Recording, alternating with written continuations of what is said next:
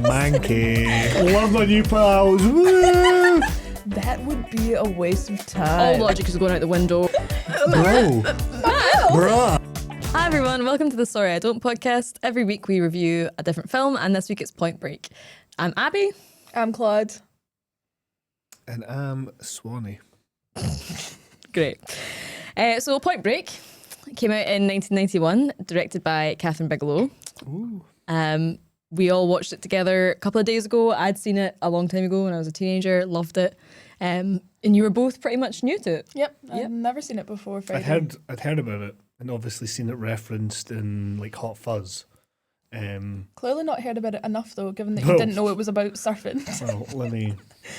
I honestly was like, I wonder how long it's going to take for that to come up. And I think we've got, what, like, has it even been a minute? I don't know. No, it's not. Brilliant. So look, in my defence, I knew there was surfing involved. That's not what you were No, telling no, us no, on no, Friday no. night. I said I knew there was surfing involved, but I didn't think it was a surfing movie. It's called Point Break.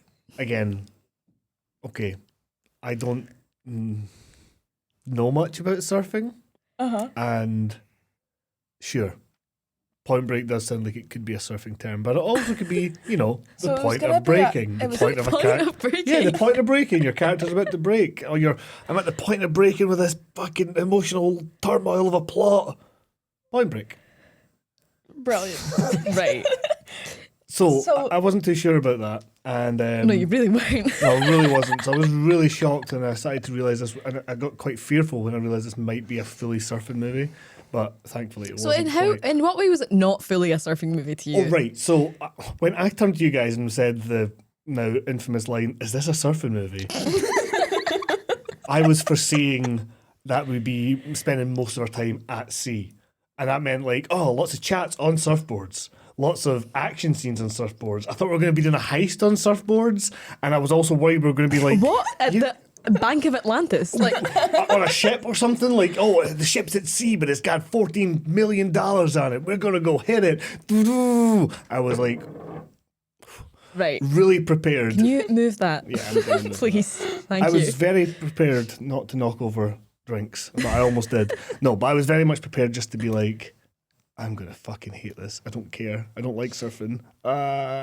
Yes. Swanny, But watched- thankfully, it wasn't that. No, it was not that. You ended up quite enjoying it. Oh, I really enjoyed it. Maybe Good. like 5 minutes before it ended, you began to enjoy it. No, I enjoyed. I personally had never watched it before. I'd been told by my mom to watch it loads of times. And then you picked it and we watched it together and I adored it.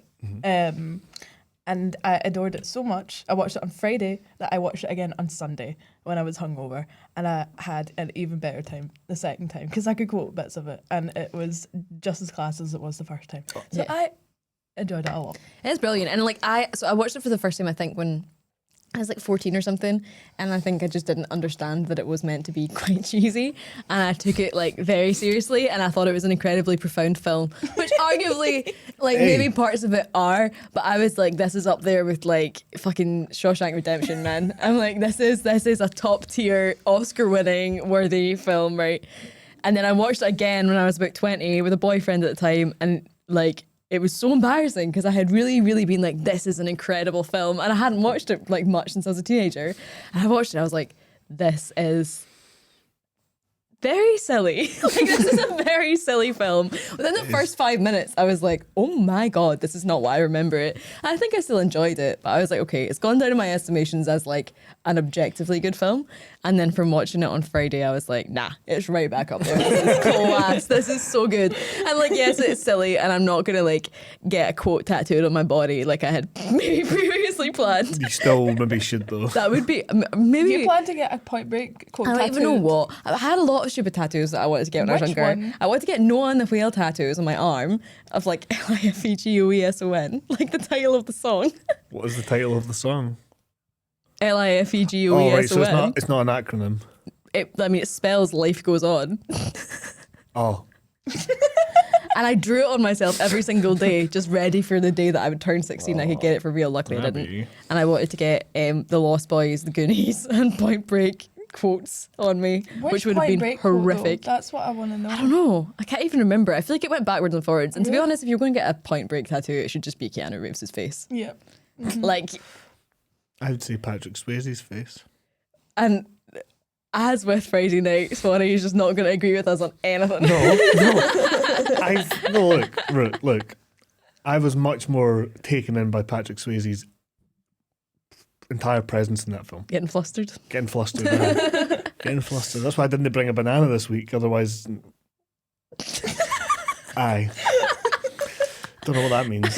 Right. Right. No, Patrick Swayze is so good in this film. He just exudes this presence, and it was just like this is perfect. Yeah, I'm not talking about Keanu Reeves' acting performance, man. Well, I am as well. I'm talking about both the acting and sex appeal. Swayze was quite. He was looking good. He was looking good. He was looking good. A They were, close second. they were both looking good. I just think Keanu Reeves looks a little bit weird when he's younger. That's it. I actually lost my mind, by the way, knowing what age Patrick Swayze was when he filmed that. What? He was in his late 30s, which I didn't realise. Yeah. OMG. I thought it was like, yeah. OMG. For some reason, I thought it was 41 for some reason. I just said it, like out loud, OMG. Yeah, late 30s. I'm gonna take a couple of seconds to just cringe at myself for that. Spat on the chair. Yeah, he was like 38.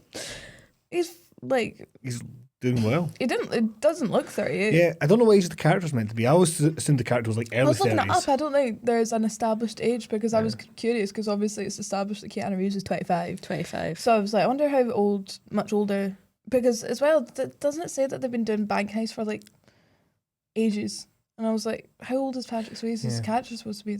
I think it works then that he's a bit older because then that also gives It credence does to work. why he's like, nah, fuck it. We need to just keep going because he's like,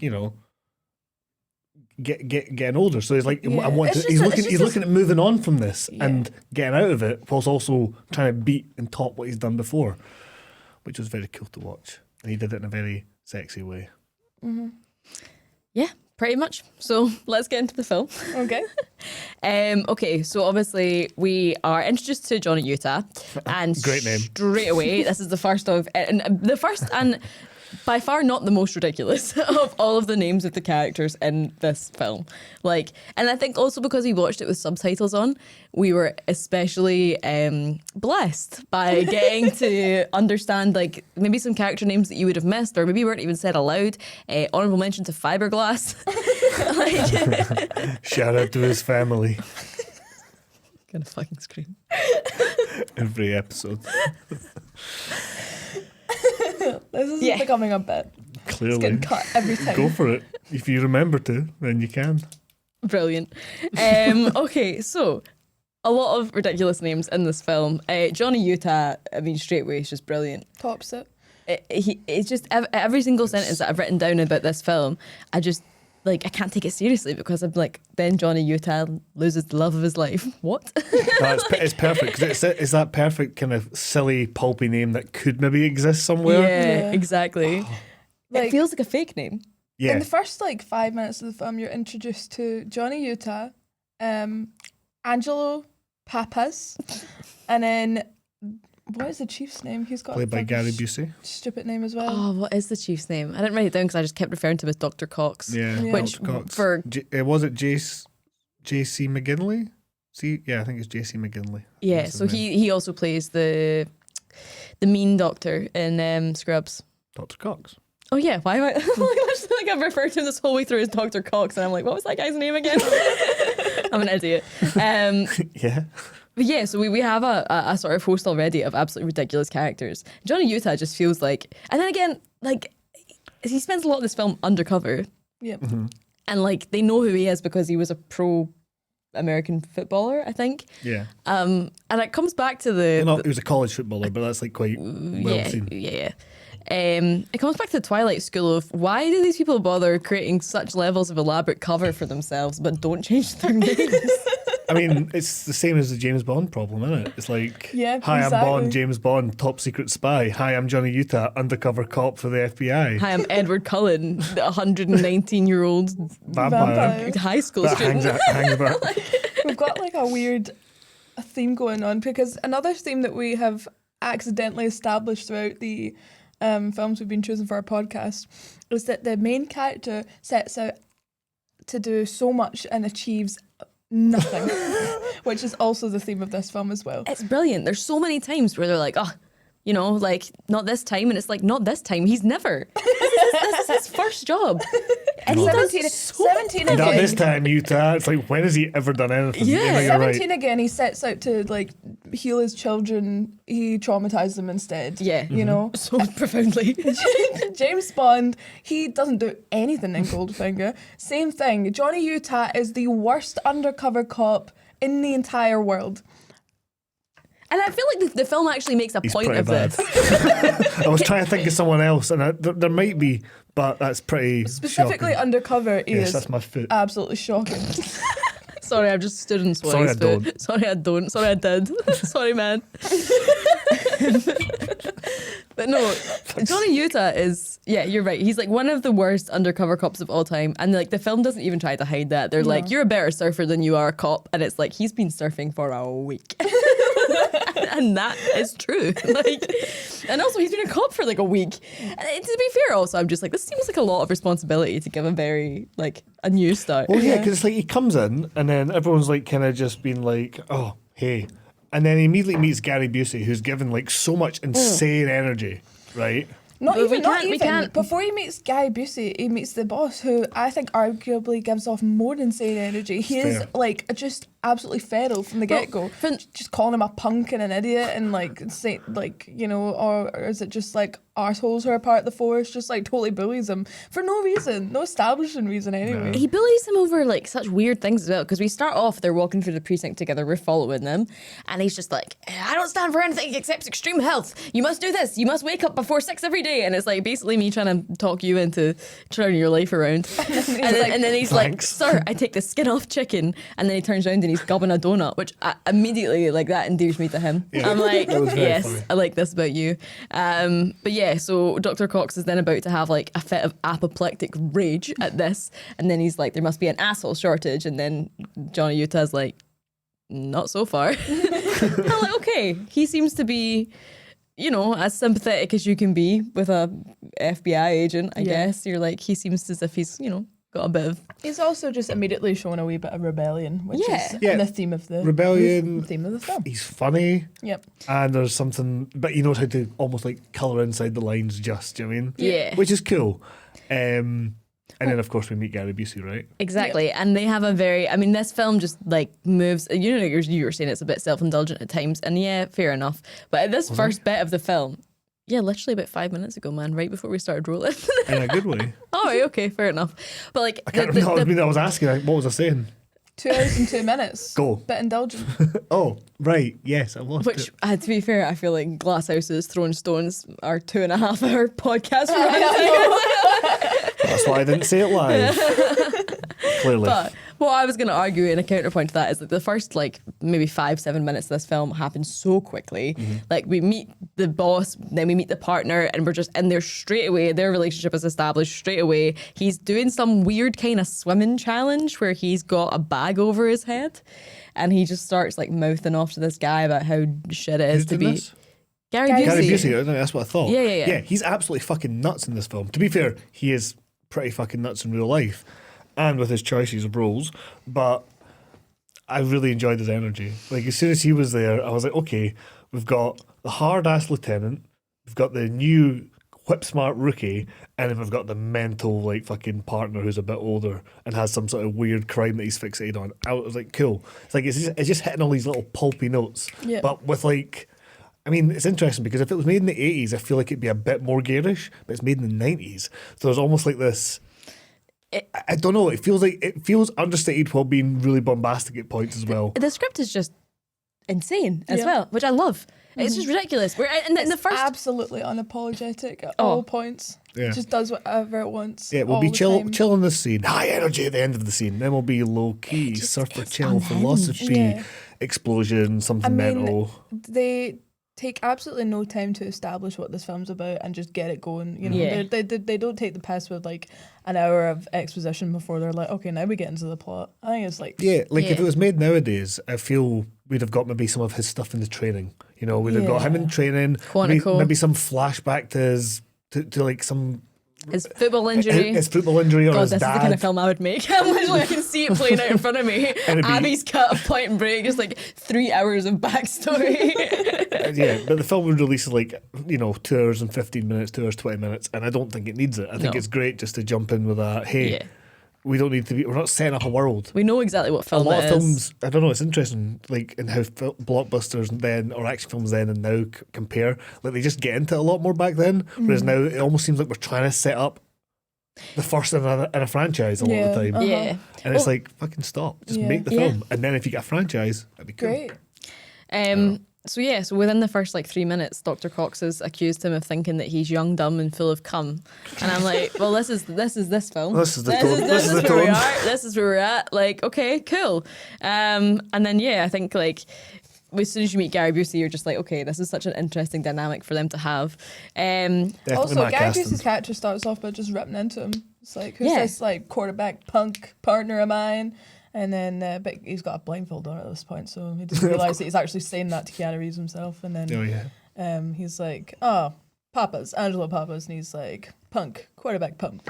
Yeah, a classic mistaken identity, accidentally misspoke whilst Oh, being yeah. blindfolded for a swimming challenge. Yes, We've all been there. Yeah, all been there. The Met my classic. new partner for the first time, just randomly started speaking to a stranger I didn't know about. How much I hate Cookie, crazy. It's just, it's just ridiculous. And I'm there for it. I don't want to watch a film that feels real. Like, I just want to watch this silly film about surfing sometimes that I has do. something at the heart of it that is quite I don't want accessible, I Keanu guess. Reeves to have clinical depression over his broken knee, you know? Like, I don't. I don't I would really be sad. either. It would be it would be upsetting. sad. I want him to be happy. I think the point I was going to make was there's a time and place for things to feel real, and I don't think yeah. this kind of film is. No. My issue with it in the first half was more. The surfing. It was the surfing, but also And it felt. stinking mood. I'm a stinking mood, but it felt like it was holding back a little bit, and I was just like, wait a minute, no, let me. You just spit coffee everywhere. She just spat coffee on me in my dress. You're Disgusting. manky. That is so manky. Right, let me clarify that. Really swallow that before you say anything else. Oh my god. Right. Literally spent like 10 minutes saying how the film is so ridiculous. No, And, like, let me. I realised that was a stupid out of context. That sounds very stupid. I said it was holding back. Point Break. What I mean is, It does a lot. It doesn't hold back. right. Let me reframe that. It's just such a ridiculous. Thank you. Right. Let me dial that back a little bit.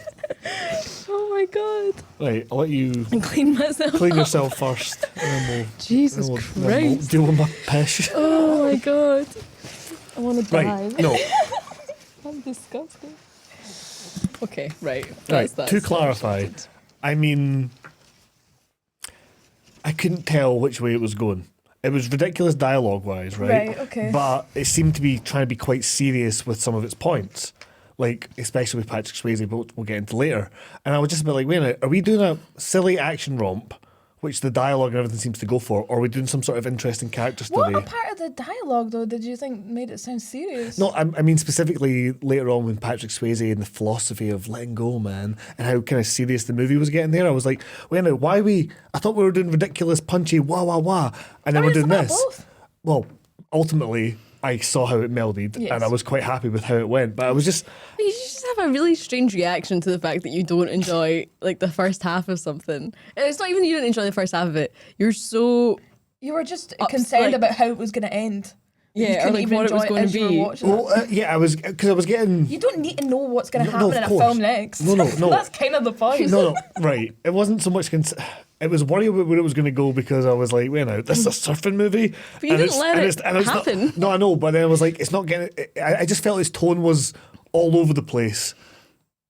And then I realised later that's kind of the point. But when at first I was like, where are we going? Are we settling? Is this silly action romp fun, or is this something a bit more tangible and serious? And what's happening? And I get it. It can simultaneously kind of be both. Yeah. And I think the fact that it wasn't all surfing and dudes talking about the philosophy of surfing, which I really thought it was going to be, which is great for one or two scenes. Don't get me wrong, but I thought the whole movie was going to be that, and I was like, fuck me. I mean, we'll obviously get into more of the kind of philosophy of the whole film, but it's not about like surfing. No, it's really. not. It's not. It's not. It's about. But I thought it was about to be. It's about I risk. was already in a shite mood, An and I was like, ultimate "Oh ride. my god, I've totally walked into this one with completely unprepared." Fuck, but it was So, fine. then we move on to what the kind of the other guys in the precinct are all kind of taking the piss at Guy Busey. That's like the next scene, isn't Yeah, it? so we have a sort of he describes, this is where we're first introduced to the ex-presidents. We see a sort of interstitial type scene where we see them robbing a bank as he explains kind of what their deal is. So the ex-presidents are 4 bank robbers. They always wear these big rubber masks of, I think I actually wrote down which presidents it was, but Can I guess? yes, go on, I found it. Nixon, Yep. Reagan, Lyndon B. Johnson, Mm-hmm. and who's the last one? Is it Kennedy? No. No, fuck. Not good. Lincoln? No, of course not Lincoln. That'd be fucking fucking top hat. Rubber top hat.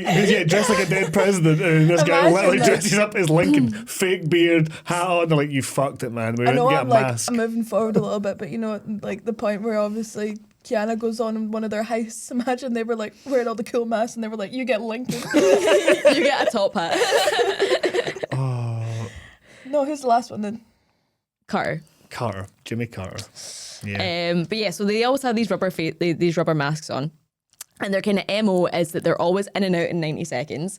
They never go for the vault, they're never greedy, they just go for the cash and the tills, and they're pretty Smart. much non-violent. So they do take guns and they do threaten to shoot, but they've never shot anyone to date, they've never killed anyone. Non-violent, I wouldn't hold up in court, as taught by Prison Break. If you discharge a gun in a place, that's an extra 10 years on top. Don't know why I think Prison Break's correct on that when Point Break isn't, but anyway, That's great, man. yeah, they're violent. They would They be, don't discharge the gun; they I- just threaten to. Non-violent is my word. I think they shoot it. I think they shoot it in the air a couple of They do times. shoot in there, 'cause that's- Non-violent is my word. That's not No. the word from the film. But yeah, so they generally Fair. are when they go in, they're kind of talking about the fact that your money's all insured. Don't be stupid. Don't do anything you're going to regret here. So they seem to be fairly. I'm not benevolent, but what's the word I'm going to use? Fairly moral for bank robbers Yeah. as far as bank robbers go. But yeah, poor Pappas has been trying to chase these guys, get them done for ages. Nothing's happening. which is so funny to think about. Like there's a like talking about implied narratives. The implied narrative of Gary Busey losing his mind For years. hunting these guys. Like, I don't think he was normal. I don't think he was like very short hair, up the side, very broken. Like, hey guys, good morning, great day to be on the force. I gotta fucking catch these guys. Like, He closes his eyes at night and he just sees like rubber faces. oh God, yeah. Yeah, so the other sort of thing that complicates Big Papa's life is the fact that they only robbed you at banks during the summer. Yes. So then we have a So he's got scene. nothing to do the rest of the year. Oh, literally, he's just scratching his head for the rest of the year. He scratched a No, hole into he's his skull. detoxing. He's detoxing for the amount of fucking coke he must be on, because he's absolutely unhinged in this movie. And it's great. It's amazing. beautiful. Which leads me perfectly to our next scene. So they go to investigate. I don't know. It's like an abandoned car, it's like an abandoned getaway vehicle, or there's something like that. Yeah. I would just have the most like. And it's Keanu Reeves' idea, because he's just like kind of Guy Busey. ripping the piss out of him for, trying, basically. Because he's Yeah. just given up at this point. Yeah. And then it just leaves it into the most unhinged scene between them, I think. Because the thing is, we haven't heard Pappas's theory yet about who the robbers might be, but there's kind of constant allusions to the fact that, like, the guys are like, oh, he's got some kind of mad theory. And Keanu Reeves is like, well, tell me what it is. And then he just goes mental. Like, they are screaming at each other. And they've known each other for like a day. I'm like, We've how do known you- them for like 5 minutes.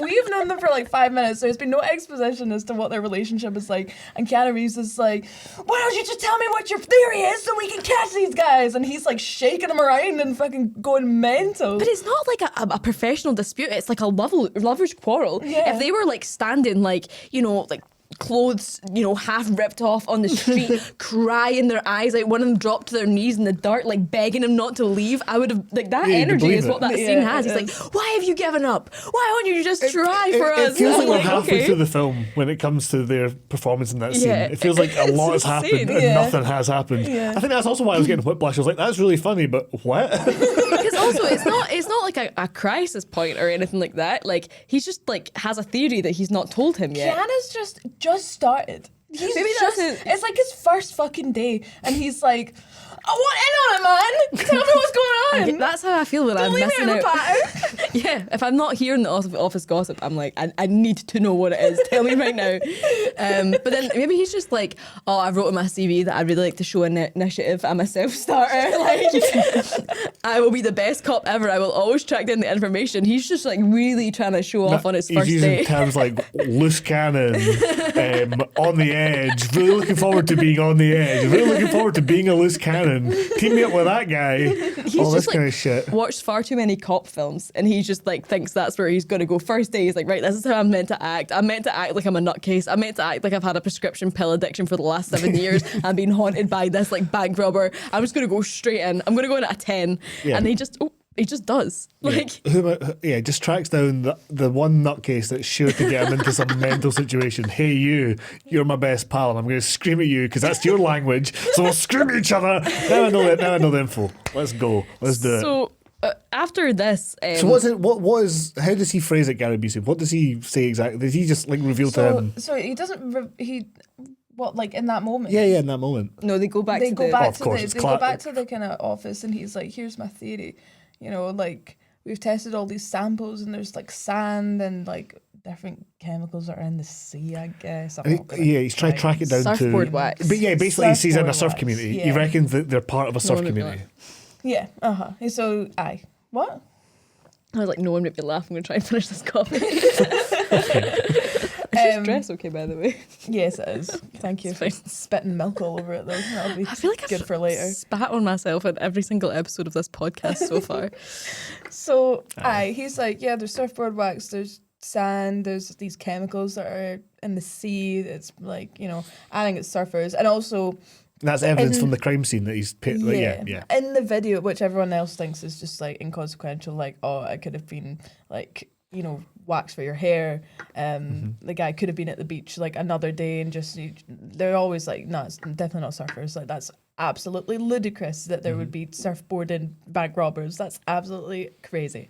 But also, they watched a video of the ex-presidents doing a bank robbery, and one of them moons the camera. So they're like, they've also got tan lines, which would be the same as what a surfer would have. So that's another kind of piece of evidence that Guy Busey's going on. Or anyone that lives in the state with you who isn't a Where it's nudist. sunny. Yeah, God. No, I mean, you would have specific tan lines if you were a surfer because you'd be wearing a wetsuit. But why would you have tan lines on your arse then? I was thinking. Also, We're Guy trying to apply logic to a film that clearly doesn't need it. doesn't want our logic. It doesn't need it. Like, and the best thing is as well, I'm now But just Gary Busey picturing believes it. a big papas just for those other I love eight. that you've dubbed them big papas. I keep wanting to call them the mamas and the papas, but who would the mamas be? Keanu Reeves. I guess. Yeah, it But, doesn't work as well.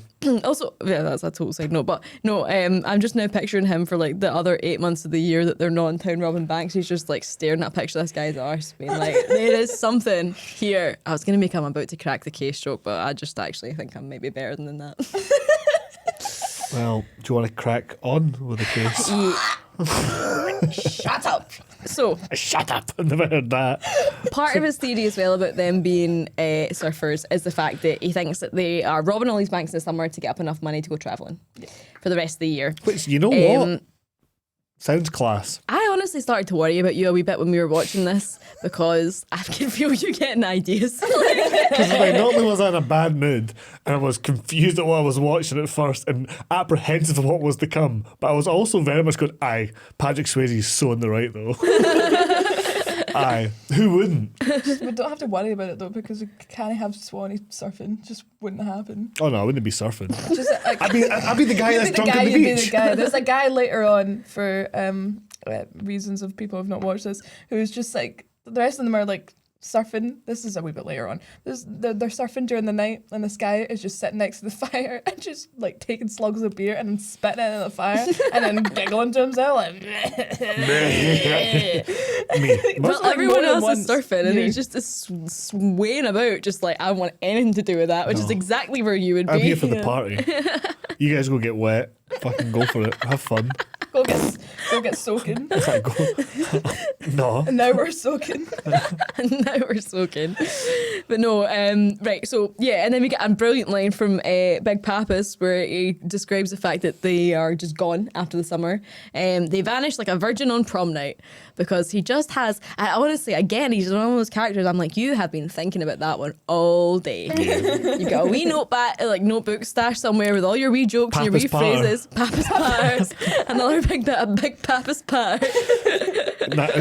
Everyone knows he's got this book, but he pretends he doesn't. He's like, I just need to go to the bathroom again. It's like, oh my God, here he goes. And you can hear him in the stalls. He's the kind of person that reads out loud when they read. Also, I'd like to note that I didn't get that joke, so I, queried it to the room, and I was like, "Is he trying to say that like virgins don't like fun, so they don't go to prom?" And you were like, "No, Nah, man. know what I meant." Yeah. That was funny. There was a couple points we had to pause and explain things to one another. Mostly me. Most of us had to talk you down. You were just like so angry. Anytime we You were cut, at Point Break, man. Hi. like we would go to like a scene where we were on the beach and there was an establishing shot, couple of seconds of a guy surfing. Is this all this film's gonna be? And film's gonna be loads of fucking. I hate surfing. I'm sorry. Really? I have this thing where I find surfing really, really boring. And then, as Claude rightfully pointed out, she was like. When have you established this opinion? What have you watched in the past that's brought you to this conclusion? I don't know. It's just not very Surf's interesting. Up, the Penguin movie, Oh. I didn't like that one. the Patter or the film. Both. But no, it's just kind of boring to watch, to be honest. There's sometimes it's really cool. Like at the end of the film, it was really cool to watch. But see, like, just seeing people going on waves, I'm like, yep. There wasn't like a gratuitous amount of it though, and I would say No, that there apart wasn't, from but I thought there was going to be, is what I'm saying. I would say apart from the establishing shots and things are obviously just to set the scene. Each scene that we saw surfing felt justified because it was to explore a particular emotion or the development of a relationship. Yeah, that's possibly true. I've only seen it once, so True. fair enough. Definitely true. No, I would just We'll get into it. get into what? The surfing. No. Can we just get out of the way? Don't let me go back there, man. Don't hurt Don't that. hurt that. But yeah, apart from the actual like ridiculous lines that Pappas comes out with, there's just brilliant vocabulary all the way throughout this film. Like Utah just looks at him and goes, "We're styling." On the way out, as in like, "Yep, I'm coming with you," and it's like there's not a hint at irony. He's not taking the piss when he says that, and the whole way through, like I saw a kind of film review. I just scrolled past it when I was actually looking for the screenplay for this so I could get some quotes exact. And I went past it and somebody was just like, Point Break is a film where men use the word bra unironically. And I was like, they say it a lot. That is it. And I'm here for it. I don't watch a lot of films where the word bra gets battered about unironically, and I want probably more films like that if I could have my way. Totally. But yeah, so the surfer theory is obviously introduced, and we finish that scene out by they both jump on the table and pretend to surf, which is beautiful and insane. Yeah, it's quite a cute wee moment. It is actually quite a cute wee moment. I mean, Pals, they're friends. they Yeah, are they're friends. You know, they've got a weird They got sort there of really quickly, but they're friends. yeah. They went from 0 to 100 to 70. A million. Is that the scene where they go, wow? Yeah. Yeah, I love that. But at the time, I was like, Also, by the What's way, happening? Surfing. upon a second viewing, we see when they're like looking through all this information and stuff like that, and they're like sitting with their booze and they're like Chinese and stuff like that. Like Guy Busey's just like drinking out a bottle of Jack Daniels. Oh yeah. Like it's like He's me and never, Swanny. like, yeah. Like he's sitting there with a beer and then like 6 discarded beers behind him, and Keanu Reeves just swinging out a bottle of whiskey. And it's literally me and Swanny on any given night in our flat. right, any given night, Not so much anymore. we got better. We did good. Last summer. Last summer. Endless summer, man. Those summers never end. Anyway. But yeah, so we basically, and he's just like, wait, so I'm going to go undercover. Why can't you go undercover? It was so bad. Anyway, What did I miss? no, it was just me doing He just came out with some shite patterns. Oh, Summer well. never ends. I'm sure we'll get more later on. Cut that. But yeah, so he's like, oh, why can't you go undercover? And he's like, because I look like this and you look like that. He's like, so what, the FBI is going to pay me to learn how to surf? And effectively, yes. Yeah, that's So yeah. exactly what they're he's going to been do. a cop for like one day, and then they're like, right, enough of that. Time to go I think, surfing. I think this is actually, I don't even think I have to suspend disbelief here, because they probably never get anyone who looks like Keanu Reeves coming through their door, and they're like, right, okay. I know that they don't believe in Papa's theory, but they were like, look, if we're going to give Papa's theory that he's been, mulling over for the last 10 years any credence, this guy looks like he could be a surfer. He's the only guy who has ever come through these doors who looks like he could possibly be a surfer. This like, if it's going to work, it's going to work with this Do guy. we think this was all like a Shutter Island type conspiracy, just so Pappas would calm the fuck down and get over it? They're all like, Like, oh my let god. him play out his Look, man, delusions. Cat has proved it's not surfers. Like, go And they're chill just like, out. Pappas, Let's see? move on. See? Can we go back to you being a traffic cop, please? Oh man, the Go back last to you being a lollipop man. I was going to say the last scene of this film should have been Pappas just lying on like a pelican crossing, being like, I should have known as soon as he said Johnny Utah that was a fake name. What was I thinking? Well, man. basically that's what happens, isn't it? A little bit. So obviously we now have a lot of montages of him trying to learn how to surf, and not very successfully to begin with. And then he goes to buy a surfboard, and the guy is like, yeah man, you're never too old to start. And he's like, I'm 25. And he's like, yeah, you're never too old, that's what I mean. This is the first time I've ever watched this film and I'm nearly 25, and I was like, oh, that's considered old to anyone? What? That's so upsetting. I can't believe you've circled in red I'm 25 on your book as well. It's the only thing of all my notes that's circled in red. I honestly was just like, I kind of had to like make it more real to myself. It's Yeah, so I get you. upsetting that that's going to be happening soon. But yeah, it's this kind of like, it's seen as a sort of, not even a young man's thing, but he's a cop. He's quite uptight. It's shown that this is maybe not a natural position for him to sort of take up. So he's got this big sort of clunky surfboard that he constantly gets told His is not big very cool. pink Big pink highlighter appendage surfboard he brings everywhere with him for some reason. is albatross, the cross the bear that he just His carries fucking around with him anchor. This everywhere. man has had no training in how to go undercover, and he's like, I have to bring my props everywhere I go. I can't be seen without a surfboard or else my cover's blown. But I will tell people that my name is Johnny Utah without them even asking sometimes. Yeah, all he did for this was buy a surfboard or buy the props and watch Bond films. That was his only training for going Basically. undercover. And then the best thing is as well is it's just like he just carries a surfboard with him everywhere. It's like the LA version of a guy taking a guitar to like every party that he goes to, just in case anyone ever asks him to play guitar, just in case anyone ever asks him to go surfing. Just in case. But yeah, so he sucks at it, and then he's like, right.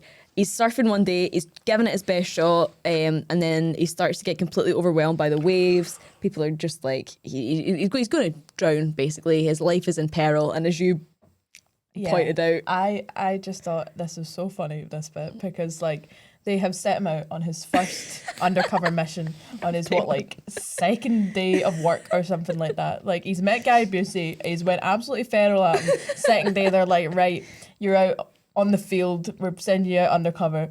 He's like, cool. To be a convincing surfer, I'm just going to go out and surf until some surf guy comes up to me, I suppose, and tells me information about bank robbers. That's his theory so far, right? And then he almost fucking drowns. So they're like, right, this guy's been in the force for 2 fucking days and all he's done is go out and drown. There you go. There's another reason why. Maybe that was another ploy to get Guy Busey to calm the fuck down. They're like, look, you're killing boys here. You're killing boys. You're killing Waynes. Oh man, You're killing the rookie. But I was gonna say a lassie does not die. Thank God he does not die. We get wee Spikey, whose real name I think is Tyler. Tyler. So yeah. these are all the surfing crew. No, this is his the wee girl who looks like his wee girlfriend. You've been so condescending towards her. Aye, the wee girl. Jealousy. The wee lass. She is tiny. Aye, it's wee lassie. Well, you thought it was a wee She's boy. tiny. I thought it was the wee boy from the shop. Yeah. Because I was like, oh, It was because when her hair's wet, and it was very like, because actually on the screenplay for this it just says washing machine effect. So you're just kind of getting this blur of like waves crashing over him, and he's struggling for air, and then there is like a head bobbing out of the water with wet black very short hair, and it could easily be the wee boy that serves him in the shop, Which would be very funny. would be a very different film. I would kind of love it actually if Keanu just like had a brotherly relationship. That actually would maybe work really well, even with the like spoiler alert. But later on, Tyler, his girlfriend gets kidnapped. That would actually really work with like a sort of like brotherly, a wee boy. like a wee, and a wee Would boy not have teaching worked. him how to, Would have made the. Well, what age is the wee boy? like 15. Well, His name's Would 15. not have worked well with the sexy on the No, beach. absolutely not. Obviously not. But there would have been an equivalent. Would there? Some other like nice Aye, they bonding would have had- moment that yeah, was they would- wholesome and not weird. Yeah. But no, it's not a wee boy. It's wee Spikey, whose name is Tyler. She is like some kind of surf goddess. Interestingly, when I was looking at the screenplay, she was meant to have really, really long flowing blonde hair that moved like fabric in the wind, and green eyes, and like basically just looked like Fabric an in the angel. wind. I think that might have actually been the James Cameron description. wrote that line. 100%. So why did they change it up? Did they just I have make no idea, but I kind of like the direction they went in with it. I With preferred Laurie her. Petty? It would just be Laurie casting, Petty. they've just been, you know what? Aye, that works better with her doing that. Yeah. You find that loads of stuff. She's very much like women written by a man. I mean, let's be honest. Yeah. That is the vibe of her character. Yeah. But you know, I like her, and I think she gives a good performance for the role that she's meant to play. And I kind of like the idea that she's got a kind of androgynous, like she's got a more of an androgynous look. She's got a kind of androgynous energy and vibe. Yeah. They feel kind of well matched. The fact that she rescues him at the beginning, I think their relationship works. She is kind of like a bit of a MacGuffin by the end in terms of she I think that was becomes my a issue. plot It's device. kind of where it went with her. Yeah, and I agree. There's issues with that. Although apparently a lot of it was rewritten by Catherine Bigelow talking with the actress to try and make her and Johnny Utah at least on a level playing field when they were talking.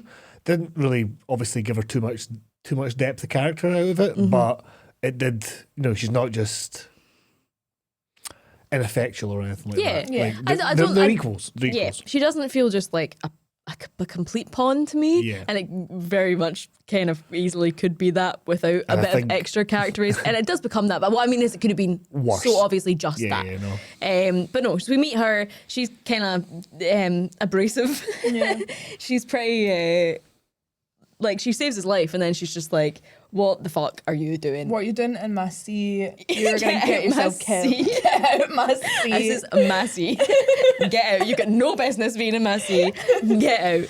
And then she's like, oh fuck this, I'm away. She goes to go back surfing, so she's in the water again at this point, and he's like, hey, I'm Johnny Utah. Just like first fucking surfer he's met, and he blows his fucking cover to her. Honestly. It's shocking. And So was bad. it And then ever- she just goes, I don't care. Surfs away. Perfect line. He just leaves him there. There's a line in New Girl that really made me think of this scene where one of the characters, Nick, a woman walks away from him. He's like, stop being so mean to me, or I swear to God I'm gonna fall in love with you. It's like that is basically the thesis of their relationship. Totally. That's the sort of jumping off point. But yeah, I think he seems to be very bowled over with her from the sort of initial meeting. And yeah, so he realizes that this might be his. Oh, sorry, actually. No, I'm jumping ahead. So he realizes that this might be his in to the sort of world of surfing, and everyone's kind of making fun of him. Like the only pal you could make was a wee woman, Yeah. really. That's your big surfing contact. But- And yeah. I just say this bit. The lassie that's working with them, she's hilarious as well. What's her deal? She's like, so they're going through all the kind of misdemeanors that Tyler has on her record, and she's like, one of them is like, oh, an indecent exposure in a moving vehicle, and she's like, oh, hot, good one, and you're like, what? What was Can that? you take it down 5 notches, please?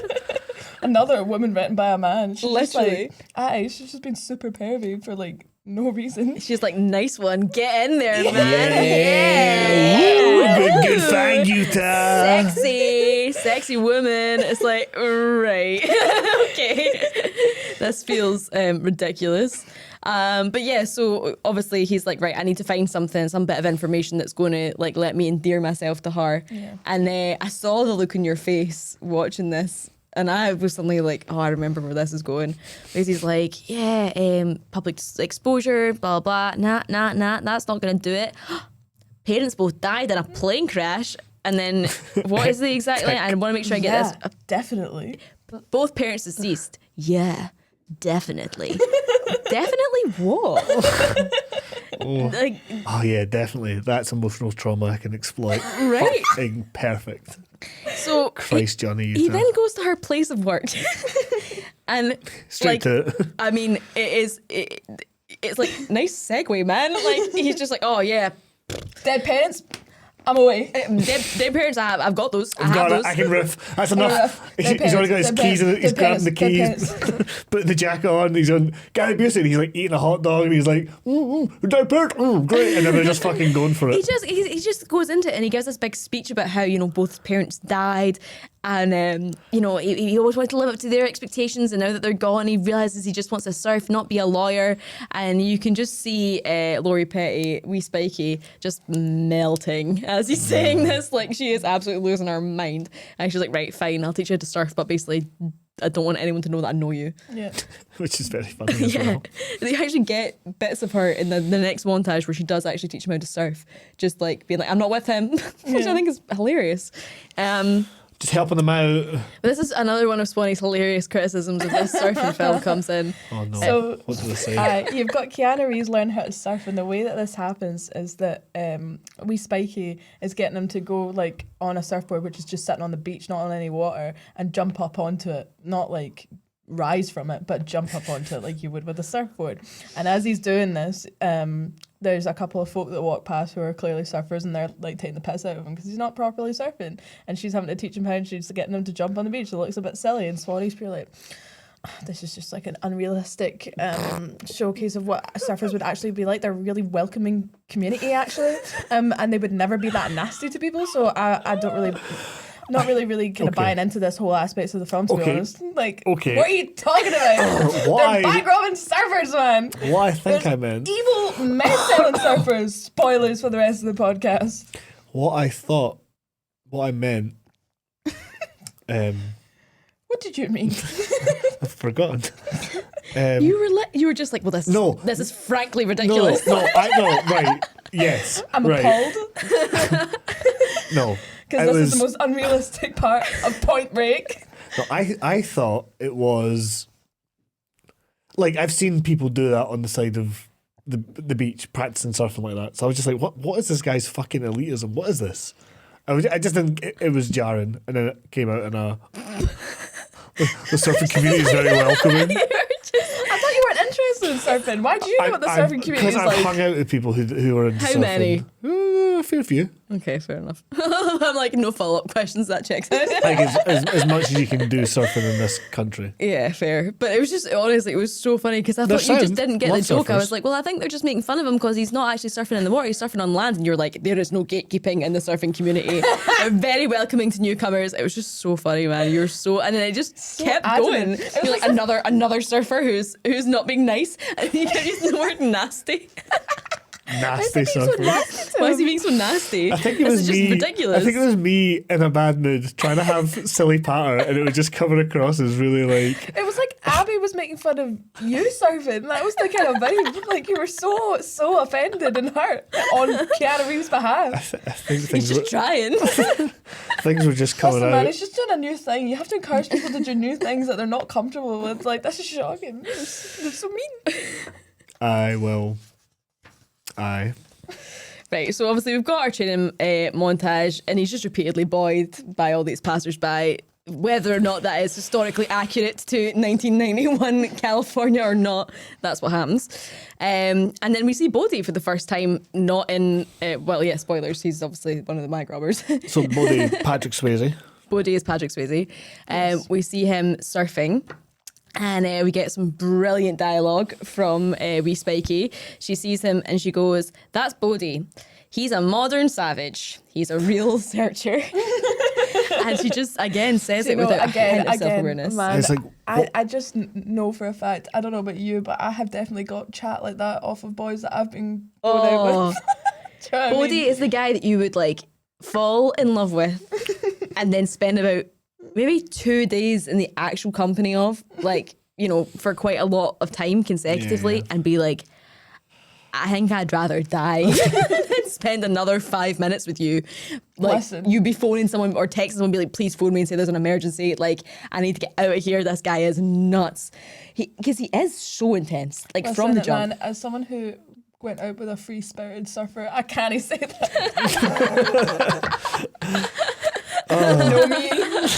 Know me.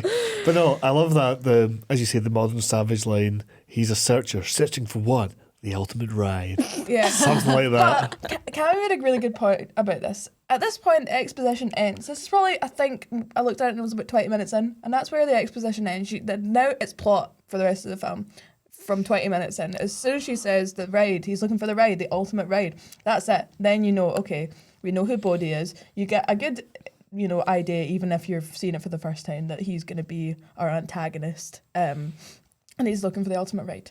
And it's all about risk, and it's all about pushing it, and rebellion and stuff like that. And even though it's a wee bit cringe, I think it's a really good line. And it kind of leads off into the rest of the film quite well. It's just ridiculous because you Quite kind of go, atmospheric. yeah. You're kind of like, these guys are ridiculous. But sure, I'm up for it. Like, this is the film we're doing. Okay, fair enough. But yeah, so he kind of comes over and he introduces himself to Johnny Utah and then just immediately winches wee Spikey, which is very funny because I think in the rest of the film it seems as if they're exes. And like Johnny Utah has clearly got a wee thing going for wee Spikey at this point, and he just kind of looks at him like, Boyd oh. again. All right then. He kind of just turns away from it. Like, I'm not going to look at this. It's so awkward. Like, straight away, their dynamic as a three is really funny. Yeah. Like, Yeah. throughout this. Like, and it's like Keanu Reeves. Is that also when he gets like thrown the ball and then tries to spin it and like immediately drops it and the camera Yeah, cuts it away? is. Yeah, he's fucking it in all capacities. He should have gone to the Zac Efron school of learning how to spin balls. Oh yeah. As we established, that was not CGI. to establish No, dominance I over can't another talk male. about 17 again. I felt it. No, we're not talking about that film again. But yeah, so Ever. straight away we go back to the precinct, and this is one of the best examples of Johnny carrying his surfboard to ridiculous places because he's standing getting an absolute bollocking from Dr. Cox, who is just going mental at them for, as you pointed out, not having solved the case in the 2 weeks. In 2 weeks, aye. Now, he had to learn how to surf before he could actually fully go undercover. So if Really he's harsh. he's done actually remarkably He's done well all right. in terms He's of been learning how to dedicated, surf. disciplined. You know, he's been out As an there. undercover cop, maybe not so much, but right now the remit is learn how to I surf. think, like, to be fair to Dr. Yeah, that's what I mean, Cox, surfing. To be fair to Dr. Cox, I think that he's just like, Dr. Cox is going to have someone that he's got to, you know, Answer to. And this guy's like, so you've got what, a 24-year-old guy that you're paying to go and hang out with a wee lassie on the beach to surf. Is this what's happening? Right, 2 weeks, what's happening? What kind of information he's got? Oh, he's, you know, like, The exact information is, I rolled my first tube this morning. Sir. Sir. But that's it. Like, he's standing there with this big, like, poultice of a pink surfboard. It's obscene looking. Yeah. And he's just standing brought there, it into the like office looking as at the well. ground, Brought like it with him. absolutely buoyed. It's the most buoyant. And then the thing Upon is, second viewing as well, it's so funny how mental Dr. Cox is going, because he's like, actually, we noticed that he is screaming so loud in this scene that it peaks the mic. My TV was going mental. But yeah, and then to even like just for anyone that was paying attention and seeing that big surfboard was clearly in the room with them when it probably shouldn't be, they then have it like smack into Gary Busey as they squeeze out the door together as they leave, which was very funny. yeah. And they do even address, he's like, did you have to bring that with you? And he's like, I couldn't leave it in the car. My boot wouldn't shut with it in it, which is again is hilarious to imagine him driving about with this like taped, like roped into the back of his roped, car. he's just holding it. Yeah, it's like holding it on Scraping the his top roof of like his car this. to fuck. So yeah, he couldn't lock it in his car, but it's like, man, there's a hallway, there's this stairwell. You could have left it downstairs in the fucking Mate, I'm You reception. pretty- left it at your fucking desk. I'm pretty sure like, if you just left it beside your car, no one's going to fucking steal it, man. We're in a precinct. I wanted to. This is where I would have added to the runtime of this film. If I had gotten like a 40-second just trying to get on the entrance in with Dr. Cox's face just getting redder and redder and redder, watching Just watching like incredulously. That'd be Johnny very funny. Utah trying to like 3-point maneuver in this surfboard, and as Angelo Pappas is just espousing knocking random over all the shit. stock phrases, canned bits that he's written up that day. Like Yeah. no wonder this guy's Smashes got. his family portrait. Whilst 3 bottles deep. I do love that line he says though, where he, like the I caught my first tube this morning, sir. Just that it's just like Keanu Reeves' delivery throughout this film is so funny. He's Yeah. just so fucking wooden all the time. I caught my first tube this morning, sir. And the thing is too, like this is really a film about how weirdly Johnny Utah was a cop for a day, got asked to be an undercover surfer, and immediately went, "Yeah, I'd rather just do this." That's essentially what the whole film was about, and it's just so clear already in this scene where he's like, "I actually don't care about any of this. I'm not interested. I might just quit and just surf." Yeah, because you've already had him get the line from Patrick Swayze, "Life's not over yet, man. Yeah. You're surfing." Which is like clearly just sat with him like so well. Yeah, Yeah. exactly. It's very funny. But yeah, so the new sort of theory, they're like, right, get our arses in gear, let's pull a finger out here, we need to come up with something. They get hair samples, Oh yeah, this is the fucking grand hair conspiracy. the grand hair conspiracy. Fucking going about chopping people's There's locks off in the most egregious ways possible. Gary So, Busey just like runs up to this wee boy on the beach, flashes his badge at him, and is he's like, drinking as well. and is like, psych, and then cuts a bit his hair off and then runs away. It's like, what? What are you doing? I have something I want to point out here, which only occurred to me as I was thinking about it today. So they test a hair sample. Basically, the reason they're doing this is because they test a hair sample that they found in the car, I think the car, as evidence, and it's got traces of certain like poisons, arsenic and whatever, and straight away Johnny Utah's like, they constantly close out the beaches because of waste spills and things. We just need to find what specific waste spills match up with the sample of the hair that we've got. So let's take hair from the surfers on the beach to find out what chemicals are in their hair, which, I mean, I'm very confused as to why they don't just test the water. It's the water, man. I don't understand. But my other thing is as well is if they could get a hair sample from a single hair that was left behind at a crime scene, why the fuck are they scalping people? Like, surely one hair would do it. Why is this guy just like chopping ponytails off Also, hippies? I'd just like to say, and I don't want to like get into realism and stuff like that, because we obviously it's not relevant in this film. But like a hair sample isn't even any use if it's not got a follicle on it. It's no. Right? I They're didn't just- know that. Can you not? No, it's not use. See, it's just a blanket thing for the rest of any episodes that we do this podcast. I will ask why. I never want an answer. No, I'm not annoyed that they didn't answer. I'm thinking out loud. Yeah. It's just very, I'm it's overly pondering, I'm questioning convoluted it. I don't without ever being want right. to know. Yeah. Yeah, overly convoluted without being correct is They a very could have just interesting tested the thing. water. It's just that they dedicated an entire scene to this wee boy getting his hair cut off, and then Keanu Reeves is like to another guy, he's like, "Oh, you've got a bug here, man," and then tugs his hair off. Yeah, and the guy's like, "What the scene. fuck are you Haley's got some doing?" Scenes, follicles. plural. There was a bunch of follicles in that one. Scenes. It's a sequence. It's like a montage of hair pulling and it's like based on this really hokey hokey, weird science that's over-explained but not explained enough. It's like, what the fuck are we like doing? if we confuse them, if we just throw enough information in there about different chemicals, they're not actually going to follow what's Police happening. work. I just don't DNA. understand why they were like- what's his name? Gary Busey? Bussy, sorry. Bussy. It's not Gary Bussy, it's Gary Busey. Gary Bussy. Aye. It's a wee Bussy. I just don't understand why Gary Busey flashes his badge, because like he could just be doing a kind of whole undercover thing as well. Like Totally. what difference would it Do you make? know- I think he crawls under a till and is drinking, cuts hair off this wee boy and he goes, FBI motherfucker, and then runs away. Because he's steaming. He's fucking off his tits, man. He's lost all sense of reality, man. His wife's left him. His kids have moved across the country. He's another Charlie. The surfers are in front of you. Oh, God. The surfers are The right in presidents front are of you. right in front of The you. presidents are in front of you. Nah, Fuck but my me. favourite thing as well is like I've now got this new theory that like the reason that the sort of meth dealing surfers just hate this guy so much, this is why they're nasty. It's not because surfers are not innately lovely people at heart. It's because they're like, there's that guy that was just cutting about yanking folks' hair out the other day. This happens too often. Aye. We He's at turned the round. point where he's going about and cutting people's hair off. What the fuck has he been doing for the past 10 Yeah, years he's like, investigating every this? summer, man. Every summer, this guy comes out and starts pulling hairs off the beach. Like, can we get? Can we That's get? why Tone, one of the Impersonating sort a of police officer. rogue surfers, has got his hair all braided like that because he's trying to hide a bald spot.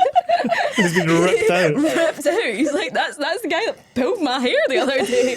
I was just surfing and he just came along and yanked my The Venice ponytail Beach out. scalper. The Venice Beach scalper. Yeah, it's so unnecessary. Serial harassment man. but- Harassment man? What the fuck's that? Serial harasser. That's what I meant to say. So of the in- public. In our next Fuck's surfing sake. scene, In our next scene. Big Pappas is watching him from a car. I don't know why. Yeah. Yeah, fucking going doing the most. He's again. he's having a wee surf on his own without the protection of wee Spiky, and he dings another guy's surfboard because he is still fairly inexperienced, and this guy is just no pleased and absolutely left hooks him, and it's just that's it. Punches We've set back up. out. These are the clear villains of the beach, and then he's having a wee shower in the outdoor shower, and his wee new nemesis has brought along pals with him. Nemesis. Nemesis. One of whom One of them. is, I actually don't know how to pronounce his last name. I Anthony. think Cadeus, I Yeah. thought it was Kaidus. is it? The lead singer of the Red Hot Chili Peppers. Yeah, as he's more popularly known, the lead singer of the Red Hot Chili Peppers. Who, at this point, the Red Hot Chili Peppers are a fairly established band. Like I feel like, They're peaking at this point, I'm sure. yeah, it's Such a like the early Or about to random, peak. Like it's just like having, I don't know, fucking Noel Gallagher just because Right? his feature is like a cop It's in like- Point Break. Totally. Like you'd be like, what are you doing here? not quite a cameo, Yeah, because it's not. He's No. in scenes, man. but not quite like, oh, there's that guy before he got famous. But Do you know what I mean? Yeah, Like, yeah, it yeah. just Here's it the sits fact, weirdly. though. They had to like work around his schedule in order to have him in it. So you know how later on, again, getting into it a wee bit more later, but you know how like obviously they raid the house, right? Yes. So you know how he never has any fights. So the rest of them are like having shootouts and stuff like that. Well, he didn't have enough time to learn the choreography for the scrapping and how to like fake use a gun and stuff like that because he was too busy touring. That explains so much. That's why he just gets shot in the foot, and that's why he's just like freaking out in the bed and stuff like that. They're just getting him to do all the shit because he didn't have enough time because he was touring with Red Hot Chili Peppers at Why the time did they- because they were peaking at the time. Oh. Why did they need him so badly for this? Like, No, They- they could have hired anybody else. we've watched other films where major actors were recast, and I'm the one that comes to mind is like Twilight, the big film where Victoria gets her biggest moment. She's recast as Bryce Dallas Howard because the original actress was in like a indie film and they couldn't move the schedule for her. In the film that she's most prominent. Yeah, but they can walk around the Red Hot Chili Peppers US tour. Apparently. Aye, fuck it, man. We'll get you whenever. Oh, you're a key part of that fight scene because we fought you earlier and Johnny you're the mate. Depp Nah, was fuck considered it. for this film, and they were like, "Nah, but Anthony Kiedis needs to be in this, no matter what. I don't give a fuck where he is in the world. He's gonna be in this film, and he's gonna play To Tone." be fair, I mean, is it too early to call it? He definitely should be Rogues Gallery, I feel like, for this Yes, episode. And his Yeah. name is, Tone. I think that it is quite funny to have them collectively as Oh, the Rogues Gallery, names. but also he is definitely the most roguish out of all of them. Yeah. He has like 2 lines or 3 lines, and every single one of them is delivered absolutely obscenely. He does the most. Him or Papas for me. Yeah, I know that it's a battle in it, but I almost feel like Pappas is less roguish in the role that he plays because he is this kind of like he's meant to be a rogue. he's meant to be a nuts a loose cop. cannon. I would argue. He's too self-aware to be in the rogues gallery. Yeah, I I get feel like you. there has to be a lack of self-awareness He to be in the fits rogues in the gallery. film too well. No, he does, but I think the implied narrative of him fucking chasing these surfers for years. Should we wait to the end? But Yeah. the thing is as well, that is actually established in the plot. You know, that he has been chasing them for Yes. years. That's It not is. something that we've come up with. No, fair No point. reason for Tone to be acting the way. Well, I guess meth. I guess meth would be the reason. Yeah, meth or crack. It's probably more He is crack a at that meth time. addict. But yeah, apart from meth, there's no reason for Anthony Kiedis to be in this film. No. But I'm so glad that he is. Oh, yeah, He it's is- great. It's great. I hadn't seen it in years, and you were like, "What is this film about?" And I was like, "Surfing, bank robbing." The lead singer of the Red Hot Chili Peppers is in it for like 5 minutes. Yeah, and are they not Nazis as well? Like one of them's I got don't like a know swastika or something. Oh on right, him. okay. Because Bodhi describes them as Nazis, but his Yeah. reasoning for that is because they don't respect the sea. I mean, And I was like, is that Fair just fuck, his man. approximation of like What a that would Nazi make you a is? Nazi? Because you don't. Oh yeah, the most evil thing the Nazis did, not liking the respect in the sea. Right, fair enough. Yeah, he describes them as they're just Nazis, man. They have no respect for the sea. They only want to get radical. So I was like, Don't you are want to get are radical? are those two mutually exclusive things? Are they Nazis, comma, they don't like the sea, or is that why? Are you calling them Nazis for Yeah. that reason? I honestly I would think believe for either the from sake him. of sanity, it needs to be separate. It Okay. needs to be they're Nazis, 1. They don't like the sea, they don't respect it, 2. And they're trying to be too radical when I'm trying to be. Yeah. What was it? He tried to be. What's his whole thing again? What was it? He's trying to find ultimate right. Oh, he's a modern savage. So apparently a modern savage is fine, but a It's radical all is just not. semantics in it. Aye. But yeah, Aye. so we're jumping ahead a wee bit because basically what happens now is our hero Johnny Utah is getting the shit kicked out of him by these 4 other guys. And to be fair, he's holding his own. Hey, let's not forget. So first of all, Johnny Utah is like, I know what you guys are going to say. You think that yuppies like me shouldn't be involved in surfing. I get it. And then one of them, who's called War Child, right? He goes, nope. And then Anthony Kiedis, my favourite line, he goes, that would be a waste of time. But it's like a POV shot as well. And you're like, what the fuck is he fucking doing? It's the best. It might be one of the best parts of the film. And that then- one shot is so funny. good. So man. How much do you think funny. he got paid? just to Go to- on, that's your wheelhouse. Look it up. I'll go look it up. Christ. And then Bunker, who's the guy who punched him in the sea, is like, Yeah. nah, we're just going to kick the shit out of you, actually. And then he's like, okay. And then he starts kicking the shit out of them with his big pink surfboard, which sounds like a euphemism. So we've got, just to take inventory of our mental names, we've got Johnny Utah, Angelo Pappas. I mean, Tyler's fairly normal, but it's like the female love interest, so that's kind of slightly out of left field. Yeah. We've got Bodhi and Warchild, Tone, Bunker. and Bunker. I feel like there's another one in that wee There squad. is a 4th one, but I I feel like he maybe had a boring name. Honestly, I we honestly couldn't Fucking find his Ian. name anyway. no, honestly, we didn't even need to give nicknames to these characters because they come with their own nicknames. Yeah, Like, it was I actually was- kind of frustrating. I was trying to keep up with it in my head, but I kept fucking it. But I was trying to give them all normal names, like, oh, that's Rick, that's Alan, that's Is that Yeah. not, what Declan. did you say, like, broken glass or something? What you said at the Yeah, there's a start. character in it called Fiberglass, but I really, for the life of me, have not been able to pinpoint who this is because no one gets called Fiberglass. Yeah. I'm like, who is Fiberglass? Maybe Fiberglass was the 4th rogue in Anthony Kiedis' Maybe. grip. Because it Could have been. it's I feel like there was one, I would say a boarding name. I don't mean a boarding name, but I mean like in the context of all the other mad nicknames, this was It was like just a not a normal nickname. name, I think yeah. it was a normal name. It might have been like Alex or something. So funny. He's not initiated yet. He's not earned a nickname. No. That's just wee Alex. Aye. That's Warchild's brother. He's had to be tagged along. But yeah, so we get them. They're obviously kicking the shit out of him, and then Bodhi appears to save the day. And he's kind of like, this guy's with me. And Big Pappas comes running over, and he's like, those guys, if we're looking for criminals, because I think he pretends that his dogs ran off with a frisbee or some kind of weird excuse. yeah, because he There's runs definitely around, a dog excuse. clearly like, at some sees that point. he's talking to Bodhi. or he's other undercover. surfers and stuff. I Yeah. guess. But then he doesn't know Bodhi's the guy yet, so why is he? Well, he just looks like he doesn't want to blow his cover. Yeah, I think he so just he's doesn't want like, to blow the hey cover. man, I'm looking for this thing. Like, would you know where it is? And then obviously to signal, Utah's like, I would check those 4 guys out over there. I think he says that someone stole his car radio. That's what it is. Someone stole his car radio. So he's like, it's these guys over there, and that obviously sets in motion the idea that these 4, conveniently 4, group of 4 criminals are the bank robbers. And yeah, 4 surfers are the bank robbers. So the 4 surfers are the bank robbers, and that's going to set in motion this kind of this big heist plan tomorrow, or not heist, but a raid. That's what I'm looking for. Yeah. They're going to do a big raid tomorrow on these 4 guys. But meanwhile, Bodhi is walking with Johnny. They're having some bonding time.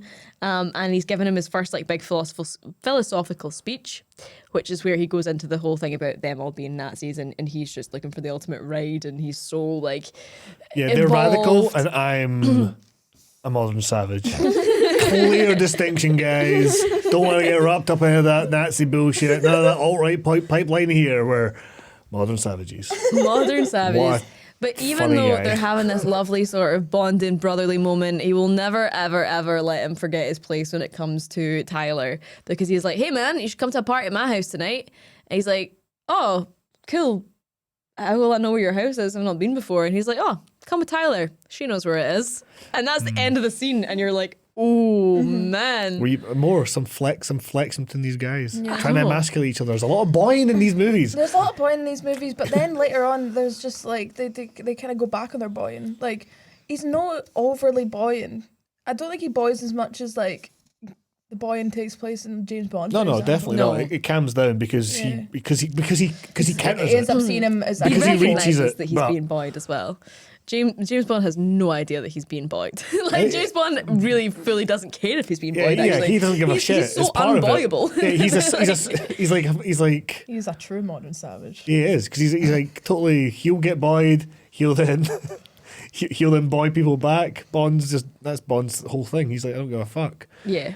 Whereas these guys seem to be trying to work out if the other one gives a fuck. Yeah. Yeah. They're And they trying to feel ultimately each other don't, out. or they do, but in the same way, and then they kind of level out. So then we end up at his party. There's a lot of kind of chat and get to know each other in this scene, but what it really sort of sets up is at one point they're sitting around the campfire and there is the introduction of the idea of the 50-year storm. So it's meant to be this big storm in Australia, and it happens once every 50 years according to Bodhi, and it's like, like the biggest waves you're ever going to get. Very, very difficult to survive, but all of them are like, yeah, I'd be willing to die for that kind of thrill. And this is where I really like Tyler or Wee Spikey, because she's just like, yeah, these guys are idiots. You've all had too much to drink. You just are, yeah, fuck this. I think she literally is just like, there's way too much masculine energy. Yeah, in that's this what she room. said. And, Yeah, but that was also weird for me because I was like, Kinda you were sitting going on about this earlier, like, yeah, he's always looking for the ultimate ride, and I really, I love this about him way, and then getting pissed off about it. Yeah, but I but feel then like they're like actually talking about a real wave that they would want to surf, and she's like, right, that's like suicide. That's Okay, stupid. yeah. Yeah, she's just like, guys, calm down. Because also, I feel like in her mind, she's like, they're probably not going to actually do this. Yeah. What is this? Yeah. Just pish chat. Do you know what I mean? Yeah. It is, again, it's that, like, as things are starting to die down at a party at the end, you're just like, Yeah, do I fair, actually 'cause- like any use? fair, 'cause she doesn't know they're bank robbers. No, she doesn't. know See, they're I bank think I robbers. did at that point think that she was like that. I was One like, of them. they fucking Yeah, fucking no. rob banks. Why wouldn't they serve the biggest weight? What are you talking Nobody about? knows except for No, I realise that. them, now. and then their wee pal Rosie that shows up later. I think he's the only one who knows they're I bank still robbers. don't understand what Rosie's. But like, basically, what you're saying about, she knows they're bank robbers. Why wouldn't they want to chase the 50-year storm? Yeah. It genuinely had never fully impressed upon me before how bad Johnny Utah is. He completely forgets to do any undercover work. And by undercover work, I mean any kind of like investigative thinking. No. You're sitting with 4 guys, all surfers, all thrill seekers who go traveling abroad for all of the years that are not in the summer, are currently planning a trip to Australia like in the winter time or whatever next year. Which will be their summer. So like, Exactly. Like they never hang about. They're like this, they're like that. It's like all the clues are right in front of him. I'm like, this is exactly what you're looking for. I get you're like, he's won over by their charms and the fact that he feels like one of them and he really likes Bodhi and whatever. But it's just like, man, this is so This is your obvious. job, man. See, when they actually did the moment where he clicked and realised, I was like, shit, I thought he was suspicious of them the whole time. Yeah. Yes, He same. genuinely didn't have a clue. You know, at that point, he's just like, oh, pals, great. Oh, What amazing. does he think is happening at this point? What does he think's going on? Is he just going to a gaff when he's supposed to? Yeah, he's just I wanna hanging point out. Oh my god, because he thinks it's the other guys. Yeah. He thinks that as of tomorrow his undercover shit's going to be done. Why is he at this party? He's just at a gaff. He just Getting getting steaming. Yeah, he's like, oh, done With it, the crack the intention. case, crack the case, I'm getting fucked. That's why he's late for the work the next day. He's like, we've done it, won't get them. Sorry, I'm late. Fucking, love my new pals. Woo! Fucking having his white girl again, summer. And I'm Again. quitting the next day. He's like, what I end on a high here, man. Catch the guys, then I'll quit and go Australia? and Fuck being a yeah. surfer. No, because of course he's not thinking that they're the bank robbers because he's like, he thinks the bank robbers are the Nazis. He thinks that they're going to catch them tomorrow. So that's why he's like, because the guy's like, Johnny Utah, weren't you a college footballer? And he's like, yep, that's me. Like, He's feeling, yeah, also went to the FBI school. Fucking dropping out of that, though. Like, he's that close away. He's one man. question away from just dropping it yeah, all. he thinks he's done. He's clocked off. Speaking of which, they end up He's had going, his after party. literally, and also they kind of have this moment at the fire and everything, and then you've got Rosie, who is a bit of a roguish character himself, actually. What I didn't get, and I actually sat and counted it out. So you've got the four ex-presidents are Bodhi, obviously, Yep. Roach, Yep. Gromit, Sure. and Nathaniel. That's fucking so stupid. So there's four love it. presidents. Sorry, I do. Johnson, Carter, Nixon, and whoever the fourth one was, not Lincoln. So like there's four guys, four presidents. Yeah. So what is Rosie's role in this? For context, Rosie is this kind of surfer guy who is there that night. But I think is Rosie not the guy who was not surfing, who's sitting by the fire spitting beer in it? Yeah. I think he's not even a surfer. He's not a Is he the bank robber. torturer And guy? he's not a Just surfer. the heavy? He's just like Is he the guy that captures her an by the end? absolute Yeah. maniac. He's a maniac. So He's just Skipping a ahead. maniac that they just hang about with just in case they need a maniac at some point. But what does he get Doesn't from like it? Just- surfing. is he just a Doesn't like villains bank of their robbing. group? Is he Yeah, just like he's just yeah. he's just in it because he likes to be evil? I Yeah. guess. But like they're A not brute. at this point. They're not being evil because like you could say that, but he's not going on the bank robberies. Yeah. Oh, he's waiting for it though. He goes, I can't wait till you fuck up and need me to capture, But they torture, just threaten to have- kill they people just because I'll have, do like- it. They I'll just do have like a it. hunk of meat sitting around for when they need him, Aye. and they do need him. But like that's just kind of what he does. I Is know. he also just there while they're away every like non-summer, just sitting, biding his time, waiting for them to come back and like maybe want Give him to them help the- rob a maybe help bank? out? No. He's like their intern. Yeah. This So is He's It's also I quite guess. significant to Bodhi because again, getting on a wee bit later, but basically he gets away with Bodhi at the end of the film. But then when Johnny Utah meets Bodhi in Australia to like confront him, he's like, "Oh, I found that found out he got killed in like Fiji or something like Yeah, I that." think he described him as an unclaimed hunk of meat. Yeah. Which he is. So yeah, that's exactly what it is. But like they're so close that they went to Fiji together. So who the fuck is this guy? No, I feel Also, that his name's Rosie. as ridiculous as it is, and it is quite funny, and it's good to think about. I do think it is a slight weakness because I think it would have been really interesting if he was a bit more characterized and was constantly trying to push the group over the edge. You know, he was constantly like, hey, when you bring in me, he's like, when I need a bloodbath, I'll bring you. Do you know what I mean? Shit like that. This idea that this guy's pushing it. My only argument for it is because then you make it that it's Rosie's idea to kidnap her at the end. Yes, but here's my issue with it, right? Your theory on surfers being really peaceful, amazing people who are like really welcoming to the community. Why would they even, entertain that? I think that Rosie just goes mental just right there and then when they need him to. But he's not trying, like, if he's pushing that the entire time, then they're like, well, man, this is not what we stand for as people who are welcoming to the community of surfer people. Like, I disagree. I think that he's just... I'm going to be honest. If it weren't for the fact that we had the captions on when we watched this, I would not have been able to tell you that there were 5 and not 4 characters. I was not keeping a track of who was named what. I actually had to look it up. Yeah. Like, they all kind of just are like one...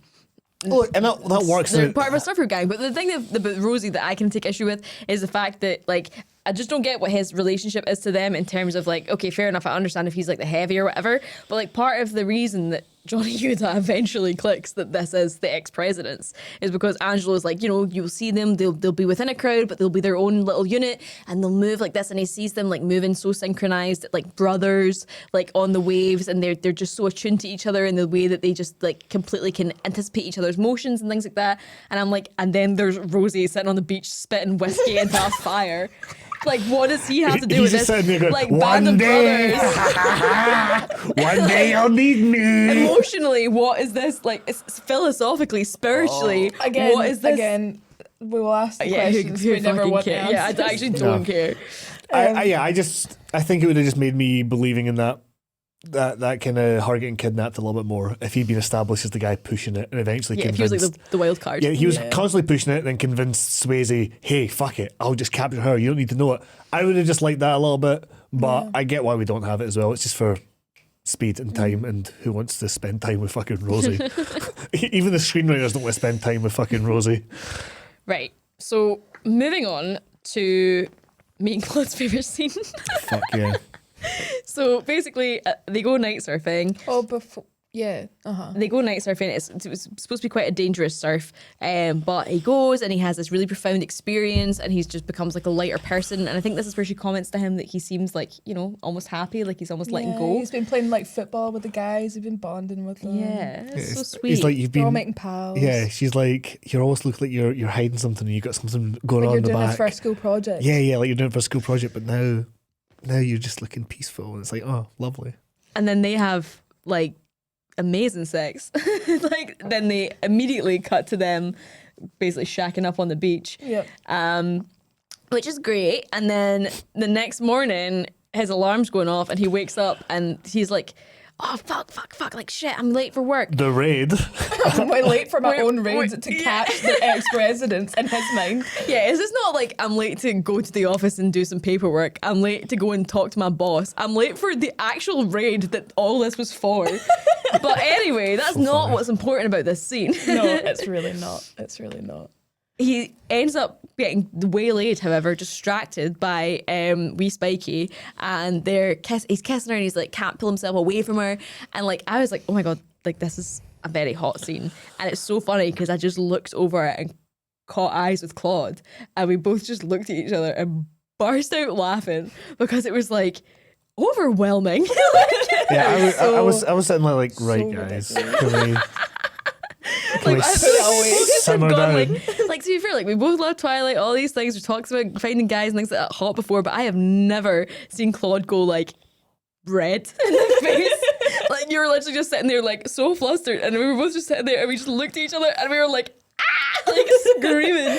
I was That's like funny. actually fanning myself. I think I was doodling. I think I was doodling or writing something down, and was just like, okay, yep, got that tied up, and then I just looked up and just was like, whoa, what happened? What is this tension that suddenly appeared in the room? We're like this, and Swanny's like, it's not that hot. I think he's got a weird face. said that after that. I said that. I don't see it actually. I didn't say it during that I think he scene. just looks a bit weird and artificial. Like Yes, he Keanu does. Reeves, I think is maybe Almost like hotter an now when he's older. Yes, he is. But when he was younger, I just think he's got like a kind of weird looking face. And me and Claude are like He did. basically rendered past the point of being able to use words. So you're actually correct in all that. paralysed. You're correct in quoting me there, but I didn't say it at that scene because I was like, I can't say it at this scene because it'll come across as very fucking very very wee like, man, very. 5 minutes later, it came off. Yeah, you were a prince among men. I brought it out later on, but I very deliberately didn't bring it out at that Keanu point. Reeves is so fucking hot. Oh man. my He's God. so fucking hot. Like He's so attractive. Yeah, I've always thought he's attractive. I've seen quite a lot of films with him weirdly. I was like looking at like all the films he'd done. I was like, I've seen loads of these. It's so weird, and I've never had it until This film. Yeah, this is the only Keanu Reeves film I've ever seen, I and felt- it was good. very like me watching Twilight for the first time. It was like a wee callback to that. That's how. Hot We were bothered wee I was lassies. getting. It's- I was it's- so Look, to We be are fair, lassies. to be fair, that's a fair point you made about maybe not another film, but in that one, yeah, he is hotter in that film. I think he's hotter like when he's older, when he's got the beard, he's got the kind of the age going Yeah, on. because he's more your age. Well, he's closer to my age then. 25. Depends what film you mean, but like, Yeah. I just I was thinking you were going more like Matrix, which would have been like No, a little no, bit later. I mean like John Wick. I mean Oh, when he's right, like in his okay. 40s, 50s. Yeah. Yeah, no. I always think there's like there's a slightly almost uncanny valley effect looking at him sometimes when he's younger and shaved. But that's just me. He's no for me. No, he's so hot. No, it's yeah, exactly. We're not taking a vote, man. We thought he was hot. debating this. Hey, We're just telling you. you brought up my opinion Also, about it. I would like to So let me just, clarify it. as well, I don't want to, kind of sleep on Patrick Swayze here. They're Yeah. two different brands of, the ultimate rides to... Yeah, no, it works. It really does work as that because you can be. It's like oh my god, Swayze. it's literally Scruffy rides. Team Jacob and Team Edward, and I'm just clearly Team Swayze. That's all it is. That's all this is. Yeah. That's all this is. That's all this is. Oh God, predictable. But in a Team Swayze versus Team Jacob, I would still be Team Swayze 100%. Well, no one's going up against Jacob and winning. Wait, what? No, sorry, no one's. going up. Jacob's not winning. No, ever. yeah, never. Oh, right, okay. Fucked up that. I'm gonna calm myself for a second. Swayze is like scruffy hot, and then Keanu's like very, kind of very clean cut. Like Yes, yeah, and in that sense, it works really well. very symmetrical. Oh my god, the movie worked on me so much that it made me go, oh, he's not as hot as my other hottie. And it made me go and defend him. Oh, Christ. You have to have words with myself. So, anyway, he's late for work because he was shagging on the beach. That's what I've written down here. So let's do it. I can't believe you're late to your own raid. Yes, he's late to his own raid, which is incredible. Which is what someone says. Yeah, so that comes from Babbitt and Alvarez. Sure. And see, actually, those are just like names. Like, those are actually surnames. But again, it's just like, it's because no one is in it except for the main characters. So every time you just hear someone's name thrown out, it's like, wait, who? It's actually really funny though. I actually really, in terms of like quick world building or just like vibe building, so you just giving everyone a fucking stupid name or just emphasising their nickname or emphasising their surname. It just works to create this. Yeah. This world, and I do think it's great. So and Babbitt and genius Alvarez in as some well, ways. because we haven't really touched on them much because they're pretty And inconsequential. because there's tons of characters to talk about in this film. but they have like 3 scenes so far. The first scene is where they're taking the piss out the surfing idea. The second scene is when they are taking over from Papa's and Utah on the kind of, they're scoping out the mad meth surfers. In the most inconspicuous way ever, by the way. Like, it's ridiculous. They just have their car basically parked right outside their house where they're having a garden party, right? And they're like basically sitting at the car window with binoculars, essentially. And then the guys show up, like, what is their name? Babbitt and Alvarez. They show up and then just like take over. So there's 2 cars at some point with their headlights on, pointed towards the house that they're trying to be like, investigating. So it's ridiculous. Angelo's like in to get into the house is to pretend that his dog's gone missing. But how this is shown is he just starts running down the street screaming, Scooby, Scooby! And I honestly thought that Scooby was the name of a cop and that his level of subtlety was so lacking that he was just Scooby's running the name down. of a cop. Is it not? No, he's pretending that he's lost his dog. That's how he gets into the and house. we were just like, yep, write that name down. That's Right? clearly a nickname. I was like, so Scooby's another cop, and apparently we've just lost him. We've lost Scooby, and we've lost any sense of like secrecy or trying to be sneaky here. He's just running down the street yelling this cop's name. The rage just began. But aye, the rage just began. Utah's nowhere to be seen. He shows up. He's late to his own raid. He's getting a ribbon for it. Things, so we see into the house. I guess Fiberglass is here because their name starts to come up, and we see Tone, the Red Hot Chili surfer, just like lying on the bed, like freaking out. But I don't know, is it He's some in kind the bed of and like he's like drug he's thing? listening Or? to music Yeah. and he's like thumping his own chest like this. and like just twitching away. He's just, it's so strange. But I think he's maybe on roids, and I don't know what it's meant to be. It's like roids, drugs, Also, loves the we music. noticed upon a second He's listening watching to as the Red Hot well Chili Peppers. that not only is he lying in his bed like listening to music and like thumping his own chest, but he's got his ankles crossed in bed as well. I want to like put "Can't Stop" over that. Like he's listening to his own music. He's just he's just writhing away, coming up with Californication. Like, this is gonna go so fucking well. This is gonna go so fucking well. Ugh. But yeah, so he's in there. He's freaking out. Basically, Johnny Utah sees he's got a wee kind of dentist mirror so he can see kind of what's going on. Papa storms in, immediately flashes his badge to this woman that's kind of there. They've got loads of women running about scantily clad. And Johnny Utah can see that behind him, two of the other... I mean, you run into a house of four like insane surfers that you think are dangerous bank robbers, and you get one of their girlfriends and is like, I'm going to immediately reveal who I am. And I'm just going to run through this house now, knowing that there's probably four of you and lots of guns. No, he knows. He knows. I know. But the way that this is even more ridiculous than that.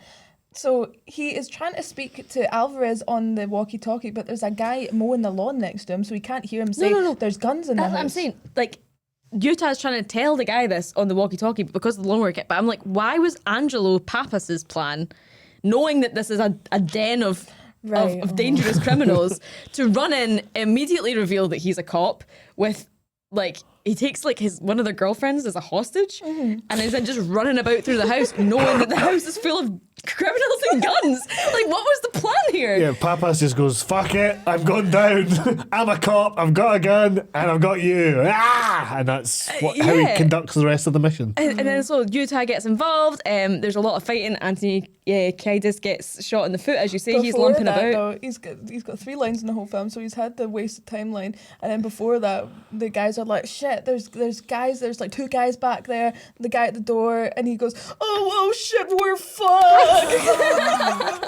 Great line. Great delivery. Brilliant. But no, so yeah, things are just going like south very, very quickly. This raid has gone as poorly as it could possibly have gone. Lots of bodies piling up. You know, the not bank robbers are getting shot left, right, and centre. One of them manages to break free, and him and Utah end up in a tussle where at some point Utah's face is getting almost forced into a lawnmower. I just love that this guy was like mowing his lawn and was just like, I'm getting as far away from this as I fucking can. Yeah, like, you fair. Do you know, he doesn't even, because he's like, actually, it's so funny. See when Papa's eventually plugs the lawnmower out, the guy's just still standing there behind Papa's like, what's going on? For like ages. Fucking hell, man. But yeah, it's quite visceral because there is a kind of intrusive thought level of like, oh my god, that would be horrible, imagine. And you're just like, don't let it hurt his beautiful face, oh my god. Yeah, I was kind of like, I really want to fuck up his face. That'd be really funny if Papas has had to do the rest of the mission and himself. wanting to fuck up our beautiful men's faces. That's what you wanted to do with Edward as well, make him a grotesque, disgusting vampire. Yeah, and in our film. No, not in our film. Fair enough. Not to our men. Not to our Those men. are men out there. But yeah, so and again, Angelo comes over with just like the most ridiculous, cheesy. He comes over with his gun and goes, "What is it? Speak into the microphone, squid brain." And I'm like, honestly, I genuinely think he could have been there 10 seconds earlier if he wasn't like running across the lawn trying to come up with that. Yeah, I genuinely thought he was going to just shoot the guy point blank when he said that, and I was going to be like, how are we justifying that? But he doesn't. He doesn't go quite that far. No. He holds back because he thinks he's got them. He does have very little respect for life, though, because they're kind of cleaning up afterwards. Obviously, things have settled. You know, people have been handcuffed Yeah, and people things. in handcuffed, manhandled, naked, and it's just all like, shot. And it's a bit all a bit much. much. Anyway, they're wiping the blood off themselves in the bathroom. It's all about LAPD, isn't it? It is all about LAPD, but Pappas loses some points with me at this bit. He goes, it's always been paper targets for you, huh? It's no different, just a little more to clean up. I'm like, oh, wow. Showing your true colours there, Pappas. This is grim. He also says later on, like slightly later on, when Johnny's trying to take him on another mission, he's like, last time you took me on a mission, I had to kill people. I don't like that. It looks bad on my record. So he's not got a lot of regard for human life. Yeah. But it's just kind of funny, though, because he's just that intent on getting these fucking surfers. It's like, I don't give a fuck whose life ends. As long as I get these fucking surfers, man, I don't give a fuck. Who cares? Who cares? This is all, like, fuck it. Fuck the family, fuck life, fuck the pension, fuck the rest of my life. As long as I get these fuckers, I'm complete. And he technically does. Yeah. At risk of sounding like Swanny. The bank robbers have more regard for human life than the police do. Yes, they do. Yes, they do. At this point, they have less of a body count. To be fair, Pappas is getting shot at by these guys. Let's not pretend that that's not happening. I mean, he does take a human shield, though, at the very start. Which is a woman who I don't think very is... ethical.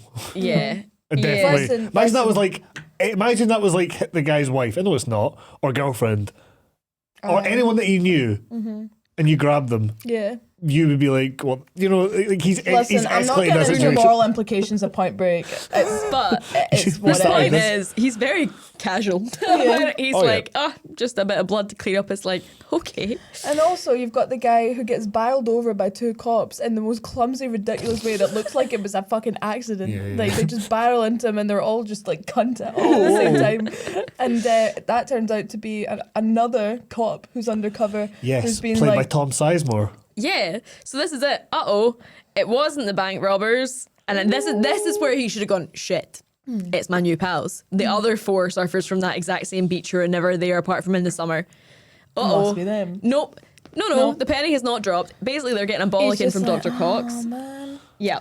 Yeah, they Fucked it fucked again. up a narcotics raid. Turns out there's another undercover agent, Tom Sizemore, and he's like, you fuckers, I've been trailing these guys for years. You've blown My it. wife wants me back home.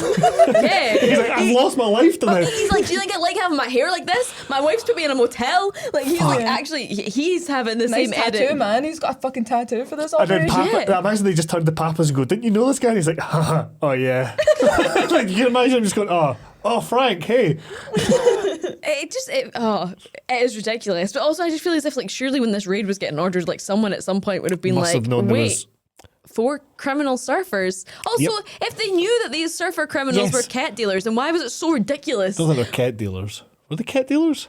Yeah, well. Oh no, not Meth cat. Sorry, dealers. meth Yeah, dealers. yeah. They were like massive, like some kind of meth conglomerate, and everyone's like, "Oh, it's so ridiculous that this guy's suggesting that these bank robbers could be surfers." It's like, but the meth dealers are surfers. So anyone can be a surfer. Yeah, and you've already got someone actively embedded in that group. You've already got somebody Oh my being God. an undercover surfer. Again, this goes back to what you were saying. The departments are just no talking to each other. Yeah. They're just breakdown in LAPD have communication. 2 undercover surfers in their midst. Having Claude. and they've So not why- talked about it. So why is Alvarez and fucking Babbitt taking the piss out of Keanu so much for it? Oh my Also, g- Tom Sizemore must have been different like, department, and they're Maybe, just not maybe talking. they're just jealous. Maybe they're like, how the fuck does this keep happening? Why am I never sent out on the Right. pretend to be a All surfer this mission? film is showing is that the LAPD are just fucking cowboys when it comes to all this shit. They're just going for it. Hey, you want a bounty? Go for it. However you want to do it, go for it. Money? Go for it. Want to get taught to surf? Go for it. One day at the academy, fucking get out of here, son. Why are you still here? I can't. Sorry, Tom I don't. Sizemore, though, I feel like part of his rage comes from the fact that, like, you know, he's lost everything. His wife's not happy with him. He's had to go undercover. He's had to get a tattoo. He's had to this ridiculous haircut. Everything's been blown. He's obviously got every reason to be raging at this guy. But think about it from his perspective, right? Everyone will have been like, you need to do this, man. It's going to be hard, but you look like a surfer.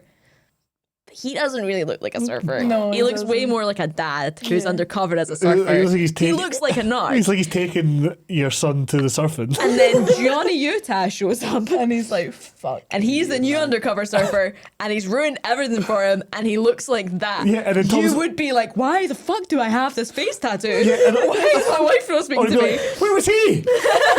Why couldn't I use this guy? Perfect. Ideal. Oh, he's embedded in surfers too. Who'd have fucking thought that was a good idea? Oh, I really feel for Tom Sizemore's character.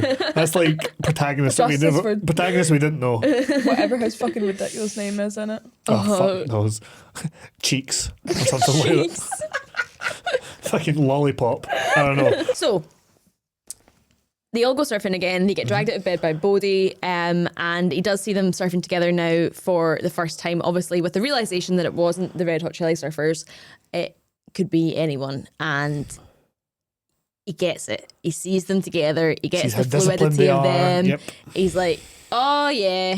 See, Synchronized. so he sees them, band of brothers, crowd within a crowd, literally fitting every single One of them profile. even moons the rest of the beach when he's on the surfboard. It couldn't.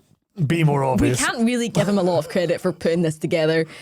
Well, we thought he had it. They're giving him so much Yeah. breadcrumbs at this to, point. to be man. fair, and also they are not doing a particularly great job of hiding it. To be fair, they don't know that he's an FBI agent, but also, again, You'd probably be a saying wee back to them that they should have been suspicious because he's done nothing. Also, they could have, like, I mean, I don't know what the internet provision was in 1991.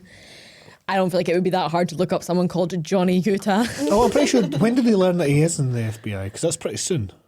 Yeah, when he like reveals himself to No, they know before because that's why he takes them on the. No. No, They find out we're getting there. when he shouts FBI freeze and starts shooting at Oh, them. That's right, when okay. they know Yeah, that he's part of the FBI. You're talking shite, yeah, because we've got him busting into the scene. You're right. That happens before the skydive. Yeah. Right, cool. So they go surfing again. He makes the dots, and this is really a brilliant, really cheesy flashback moment where she goes, "What's wrong? You look like you've seen a ghost." And he gets a flashback to Angela being like, "Nah, man, they're like ghosts. You're never gonna catch them," which is not even like a clue that he should have picked up on. No. It's a hilarious thing for us to call back. It's not Pappas that says it. Yeah. So I thought it's Angela. I thought you said Angela. Angelo. Sorry. That's just me being a total idiot. Yeah, so, Angelo. Big Pappas says that, and it's just like, that wasn't even a clue, man. Why is that what's right, fine. And then he makes this brilliant, because I keep forgetting that his cover is that he's a lawyer who likes to surf. Yeah. And he goes, I had a client I forgot about. And I'm like, it's clearly like 7 a.m. Right?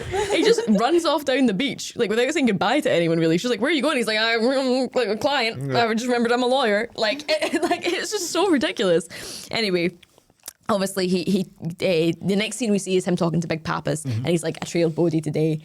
It's all starting to add up. I think it's him, and they realise that they've probably got one last chance to hit like them. He's like, they're going to be moved out of town soon. They actually, I think, go back to his place and it's cleared out. They're like, "Oh, he's planning on leaving. This is definitely our guy."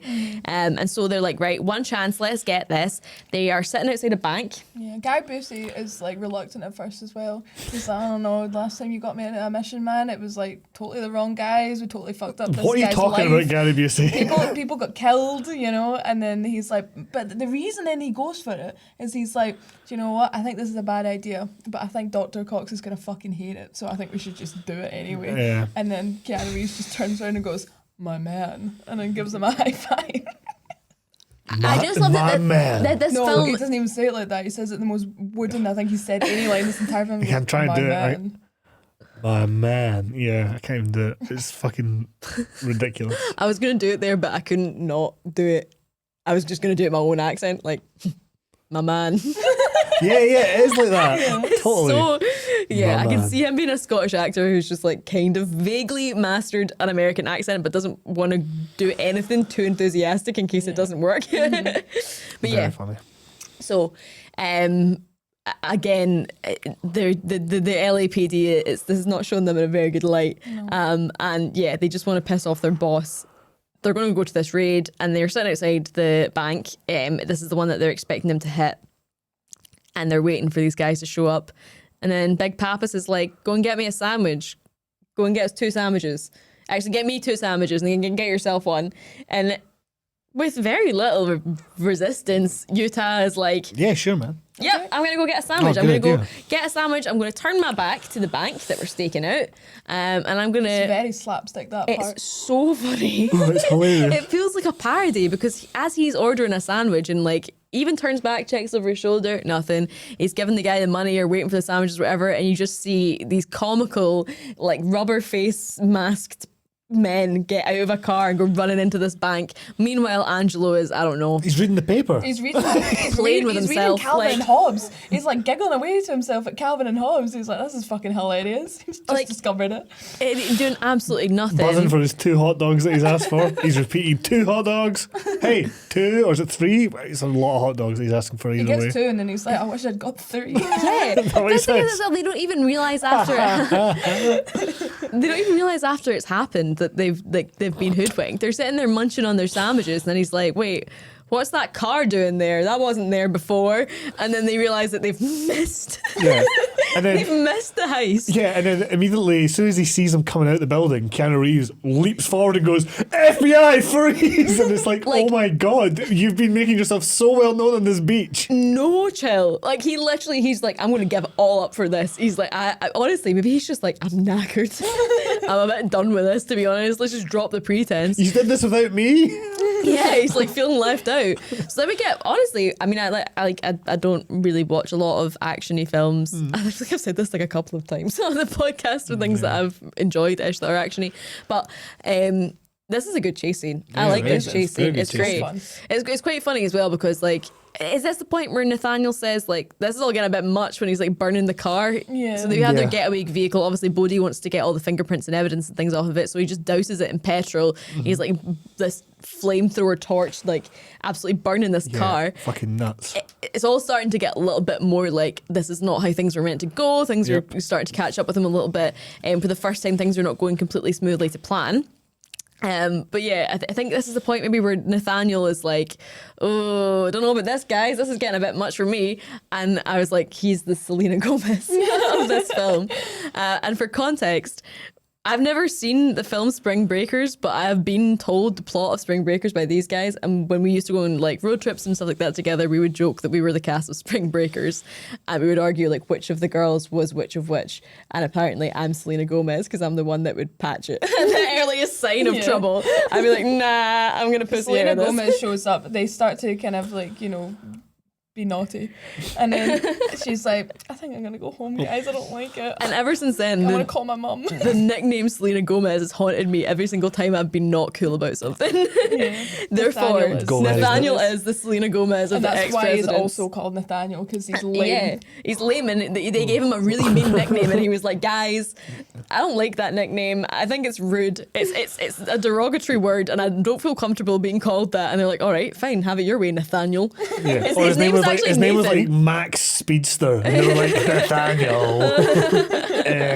Yeah, he goes by Nathan. They gave him a cool nickname. He rejected the nickname, and now he's Nathaniel. For his sins, he's Nathaniel. For his sins.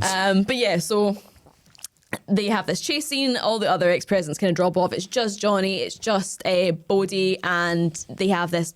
They chase each other for ages. They get to this point where Bodhi's climbing on this fence, and Johnny has sort of jumped from a great height, has fallen his trick knee from his college days, the thing that put him out God damn it. of pro football, has been buggered. He's writhing on the ground in pain, but he has a clear shot of Bodhi at the top of the The fence. the that he's fence. climbing over. And they lock eyes. They have a very intense moment of eye contact where it's like, what's going to happen here? I think he's like, there's only one way that you're going to get me to come with you. And he doesn't do it. He can't do it. He has the moment. He could take the shot. Bodhi even like leaves him there for a second. He gives him an opportunity he's to do it. daring him to do it. feeling him He keeps- out. But Pointing that's the what he gun. does throughout the entire film. He's constantly pushing him. He's like, go and do it then, go and do it then. And he's like, knows that he won't, you know. Shoots up in the air. So, yeah. Which I'd obviously seen parodied to death. Can I finish what I was saying? Yeah, of course. I was just interjecting. You even get this at the start of the film, which kind of is a bit of a foreshadowing to, because they're like, you didn't miss that shot, because when he's doing the very beginning shot of the film is he's playing target practice with these like cardboard cutouts, and he like every shot he gets, and when he's walking into the precinct with Dr. Cox, they're like 100% shot. Yep, nailed it. That's why he got into the precinct in the first place, because he's like a really clear shot and he never misses. So they know that he fucked it because he got too pally with Bodhi, and he's his pal and he just watch him. I don't want to shoot my friend. I'll Great. shoot a bunch of meth lab people, but I'm not going to shoot my, My pal. Great scene. And then he shoots up a million times into the air. It is a great scene. It's Yeah. amazing. It is brilliant. So the eye iconic. contact back and forth is great. Through the however- mask. However, that's not actually Patrick Swayze in that scene. Yeah, I know. It's his stunt double because Patrick Swayze was Promoting Is it his Ghost. eyes? promoting Ghost. I don't even know if it's his eyes. I would hope it was his eyes. Probably is. Well, it's his eyes. It's just all the stunts and stuff was not him. And all the actual running. However, pretty much all the other stunts were him, Yeah. including the skydiving. He skydived 55 times for this film Jesus Christ. just to get the shots for it. That's Yeah. not bad. That's He, pretty do, good. he does it. It's his hobby. It's a hobby he has. Yeah. Like I'm pretty sure they. He broke 4 They ribs told him- surfing as well. Yeah, they told him. I'm pretty sure the studio. I remember reading it said they told him, okay, if you're going to be skydiving in the film, you cannot be skydiving out with the film because the insurance will not fucking cover it. And he was like, oh, okay. So I'm just going to do it 50 times while we film now, or whatever the fuck. Fair enough. Which is cool. That is cool. That's cool. Fact, now, yeah, all the surfing was real too, which is mad. Yeah. Mhm. Pretty cool. I think, apart from the last one. Oh yeah, that wasn't him. That was a stunt double. don't But even like think that was a other than real that, person. everyone who surfed in the film had to learn how to surf. Yeah. Yeah. I wonder if that last one is actually It real. is. I can't remember what the name of the stunt double Wee is, but I looked Spikey it up. had never seen the sea before she was in Yes. Point Break. Yeah. That was the first time she was ever in the water. And Keanu Reeves had never surfed, but after he was in Point Break, he was like, I love surfing, and he took it up as a hobby. Love that. I love it when that happens. I love it when like an actor's in a film and then they discover a new life passion. I'm like, that's one of the cool things about acting, man. Like all these little like hobbies and things Great. you're picked up from your career. Like I love it. like Daniel Day-Lewis now is an expert tailorer. Genuinely, one of the reasons I never wanted to pursue acting is that I have no fucking interest in learning how to ride a horse. What? I thought about it, right? And I was like, stunt people, whatever, fair enough. Like, maybe that could be fun if you got into it. But I hate horses.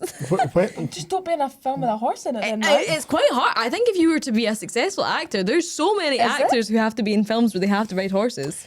Yeah, okay, but Not enough to be like, warrant I will that. not Like- follow my life's passion because I might have to get on a horse I at said some one point. of the reasons that put me off. I didn't want to be. I was It's never the going to only be an reason actress. you've ever mentioned. yeah. I hate horse. I went on a pony trek once and I was scarred. On But a that's the pony thing. People, trek. actors What have a to learn all quote. this shit all the time. Can you imagine if you got like, oh, this is the dream role of a lifetime, but there's going to be scenes you're going to have to make sure you got these skills, whether it's surfing Yeah. or horse riding or something. That's what almost like actors, like people kind of give actors like, oh, it must be quite an easy job. But this shit they have to learn for stuff sometimes is like absolutely obscene. Like, you know, there's always some kind of action element to it that they can't really get around shooting without them in it. And often that is horse riding. And I just don't ever want to have to ride a horse. Shocking. This Yeah, is ridiculous. you're not a horse What are you girl. talking about? Absolutely not a horse girl. Anyway, But yes, I don't think that should be factored into what you're saying. But fair enough. Fair enough if you feel that way.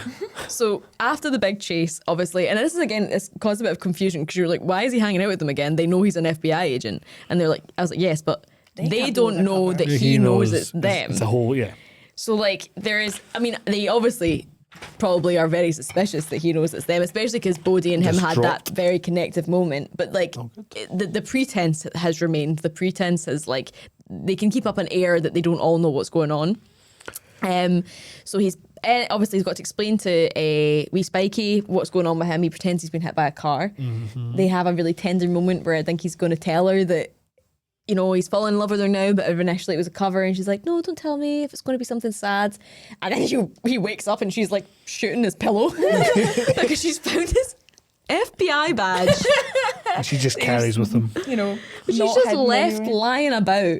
Like, Is that come a on, requirement man. as an undercover agent to have your badge on you? I'm pretty sure it's a requirement not to have your badge on you at all times if you're an undercover fucking agent. It just feels as if like, but also why is he just left it like you would put it somewhere where Especially you're if she's over. absolutely sure. Oh Stupid. God. But anyway, she finds It's it. stupid. So she finds it. She's obviously no best pleased that he lied to her about. She's not even like bothered necessarily with the FBI agent thing. She's like, "You've told me that your parents died, and that's what Connect does." Aye. And that was an absolutely horrible lie to tell. And he's like, Yep, fair. "Yeah." Yeah, So he tries to chase after her. The knee plays up again. of course. He's writhing on pain on the ground. She gets away. So yeah, things are not going super well for Johnny Utah. His best pal is a criminal that he's bound to arrest, and his girlfriend has found out that he's an undercover FBI agent and now fucking hates him. Yep. So where are we? Hang on. Now are we not at the point where he's trying to get her back and he comes out with this? Is there no other scene in between this and the phone call of him trying to I get her think there back? might be a scene in which the ex-presidents are all talking about it and they're like, this is really bad, man. Like, this is getting too much. Yeah. I was signed up for bank robbing. I did not sign up for like gunfire and like Yeah. special agents and stuff like that. And then Bodhi's just like, shut up, Nathaniel. And then we cut to And then we cut Nathaniel. to Keanu Reeves on the phone. Johnny Utah on the phone being like, Oh yeah, okay. and then what is it he says? He's like, you know, I thought that you'd leave. Good guess, huh? Yeah. Damn it, why can I never say what I really feel? So This funny. gives me a visceral reaction, man. Same. From doing it. I was the same from having it done to me. There's a certain level of like, oh, I'm sorry, I didn't mean to hurt you, but I did. Sorry, I'm not perfect. Sorry, I had any mistakes and you got hurt, but I just gotta know who I am. Fuck, why can't I never say what I really mean? Fuck. Shut up. Like, Agreed. it's just so, like this is the one bit where I don't fancy him in this film. I'm like, go and put a bandage on your knee and away and Grow do up. something about it. Stop leaving her these pathetic voice messages. This is like his 10th one as well. I wonder what he so said in the other ones. Do you misunderstood. know what I mean? What has he said in Oh, the other God, ones? yeah, you're right. Ridiculous. So To be honest, she was probably like, look, I'm raging about this, but I love him. If I got those voicemails, I would be like, oh, forget it. Jesus Fuck it. Christ. Doesn't matter. No amount Fucked of it. amazing beach sex is Absolutely. worth this. I go tell them. I'm going to go and tell the dead presidents because you're fucking cringing dead me out, man. presidents. The ex-presidents. sorry. Ex-president. And then they show up at his house. Yeah. And they're like, we're going on a wee adventure. And he's like, are we? And then he's I don't hiding his really feel badge. like surfing right now, man, as he wipes away a tear from his bleeding face. Like, Yeah, hiding his fucking badge underneath like a pillow or something oh like yeah, he that. doesn't grab his gun. Yeah. And he 'Cause tries to get his gun. And He tries to Bodhi- get his Get it. gun and he can't get it. So Yeah. they take him out on a wee jolly, and they decide that they're gonna go skydiving. And then he's like, "Oh, I don't know, man. I actually really hurt my knee yesterday." And Bodhi's like, "Really? You hurt your knee yesterday? How'd that happen?" He's like, don't know. It's like it's so uncomfortable. It's like, They know that he knows. Yeah. He knows that they know, and that nobody can say anything. and then that's like because in the knowledge of this, they're going up in the plane. Obviously, they know that they're skydiving, and Bodhi's like, "Here's your pack, man," and he's like, "Is it?" Like, Yeah. I don't know about this. This would be a very easy way to kill off the undercover cop that you know is an undercover cop that's trying to get you for all these bank robberies. Also, at this point, they're not being aggressive or pushy. Why the fuck is he getting in the plane? I Like, don't it's know. a very, very fucking risky thing to do. Yeah. Is getting a plane with people who want to go skydiving. I think he's maybe who you've just been like- shooting at the day before. Maybe they still want to be my pal. But then you keep pretending. maybe everything's going to be okay. it's lovely. Like, Maybe it's all going to work out. do you know what? I pretend to do not see it. Like, maybe he's just like, I'm just going to, this sounds like fun. I want to have fun with my pals. I'm going to just forget about the job thing. You know, everyone's going to have a day off at some time. Let's call this my weekend. They're not criminals right now. But nah, so they go up in the plane His and he's entire like, job's a fucking weekend, man. to be fair, exactly. Fucking life's a weekend at this point. So they go up in the plane and he's like, I don't want this pack. I don't know how I feel about this. And Bodhi's like, fine, we'll swap. And they're like, ooh, is that a double bluff? Yeah. And then they all just start swapping the backpacks around. And I'm like, they're all mental enough though that this could just be backpack roulette. One of them's not going to pull their parachute. Like, it's going to be ridiculous. They go skydiving. They jump out the plane. So this is where I think my turning point for liking the film actually came in. Because when I saw that we were going to skydive, and then I'd read something about Patrick Swayze doing skydiving, I was like, oh, fuck, here we go. Instead of fucking surfing montages, I'm going to get them just hanging out and skydiving, right? Anyway, this was a major one for me because I was like, right, fuck, this is going to be fine. Okay. But no, it's the fact that when they jump out, it's the linking together. And then they use the stunt, not just sort of, oh, cool stunt. It's cool stunt. And then it solidifies the emotional connection between the characters. The besties. And I was just like, that is so fucking smart. That is so well done. And then I think having that realization watching that, it reframed a lot of what I'd seen before. And I was like, you know what? Okay, I kind of get this a bit more now. We're not, because I was worried it was just going to be, oh, look how amazing surfing is. Look how amazing these stunts are. And that's it. With some funny lines, some cheesy lines. And I was like, shit, I'm going to hate this.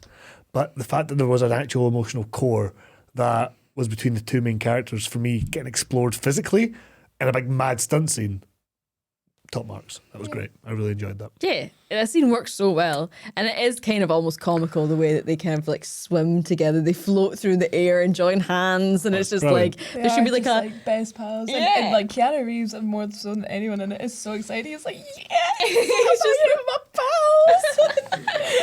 he has forgotten at this point. He totally has, Ex-President man. Who, like, he has completely forgotten his mission. He's forgotten why it's there. He's forgotten who they are. He is just having the best time Being with a his police officer bros. is so cool. I know, right? He's just like, this is great.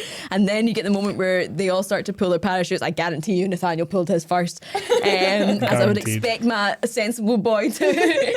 And it's just Swayze and I love how I keep going between calling them nicknames, their real character names, their real character last names, and the actors' names. Yeah. It's Johnny Utah and Bodhi. It's the two of them, and they're basically kind of like playing chicken with who's going to pull their parachute the last kind of thing. There's like some kind of tension between them as well. Like from this point on in the film, as in like you're almost like, are they gonna kiss at some point? You know what Yeah. I mean, they're like so, you know, like you did. It's kind of like a soulmate bond between them. Like, 'cause, like Yeah. they only really truly understand each other. They've And got more res with each other than either of them did with Tyler. true, very true. Yeah. But the thing is, like, they both they both surround themselves with people who are like-minded. Like, you know, Johnny Youth has got Pappas, who's this other kind of like mental cop guy who's like full energy.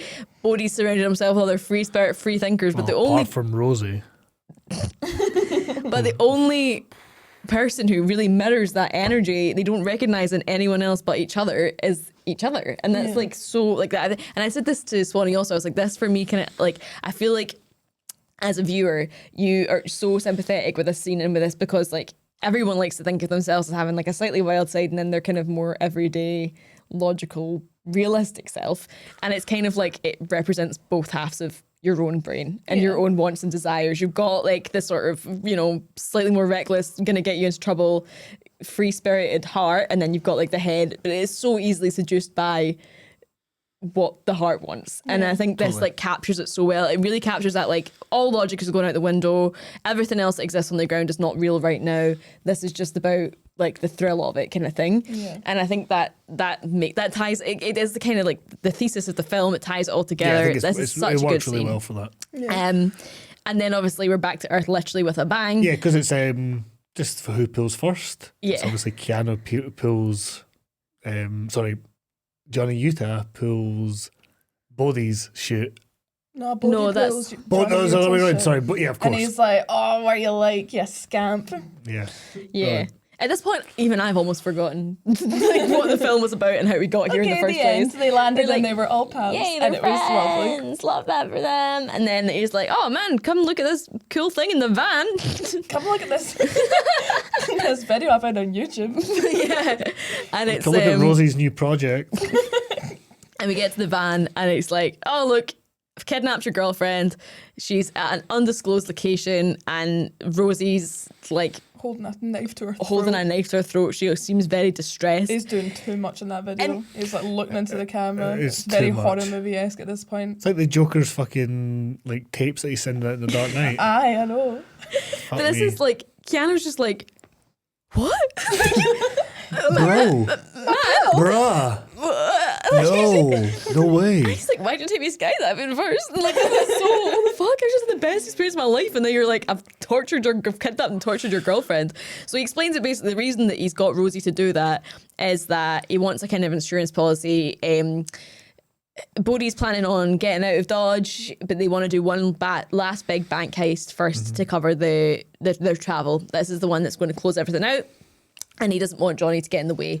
So he's like, right, this is my insurance policy. I have to be at this place at this time to tell Rosie not to kill wee Spikey. Otherwise, he's going to do it. Which all feels a little bit like a reach. Do you know what I mean? it's very But he was contrived. never gonna. Yeah. Which is he was why- never gonna kill Wee Spikey. Well, that was the whole point why I was more like, it should have been a bit more characterization for Rosie, and it's Rosie who ups the stakes here and takes her I to didn't get need to see any more Rosie. Not fair. No one, as I say, even the screenwriter didn't want more Rosie. They wrote them and went, actually, fuck this guy. This guy's fucking shit. The other thing is, as well, at this point, like, there's been no body count at all for the bank robbers, so it sort of feels a little bit less like, you know, there's less jeopardy, it feels like, at this point for this reveal, To be because fair, it doesn't really feel as if Swayze they're going does to say, hurt her. I couldn't do that. I couldn't Yeah. hurt her. But Rosie He's like- fucking could. He's like, Yeah. man, I really hate violence. Yeah. And he's like, she really loves you, man, like, more than she ever loved me. Like, you should definitely want to save her life because she loves you.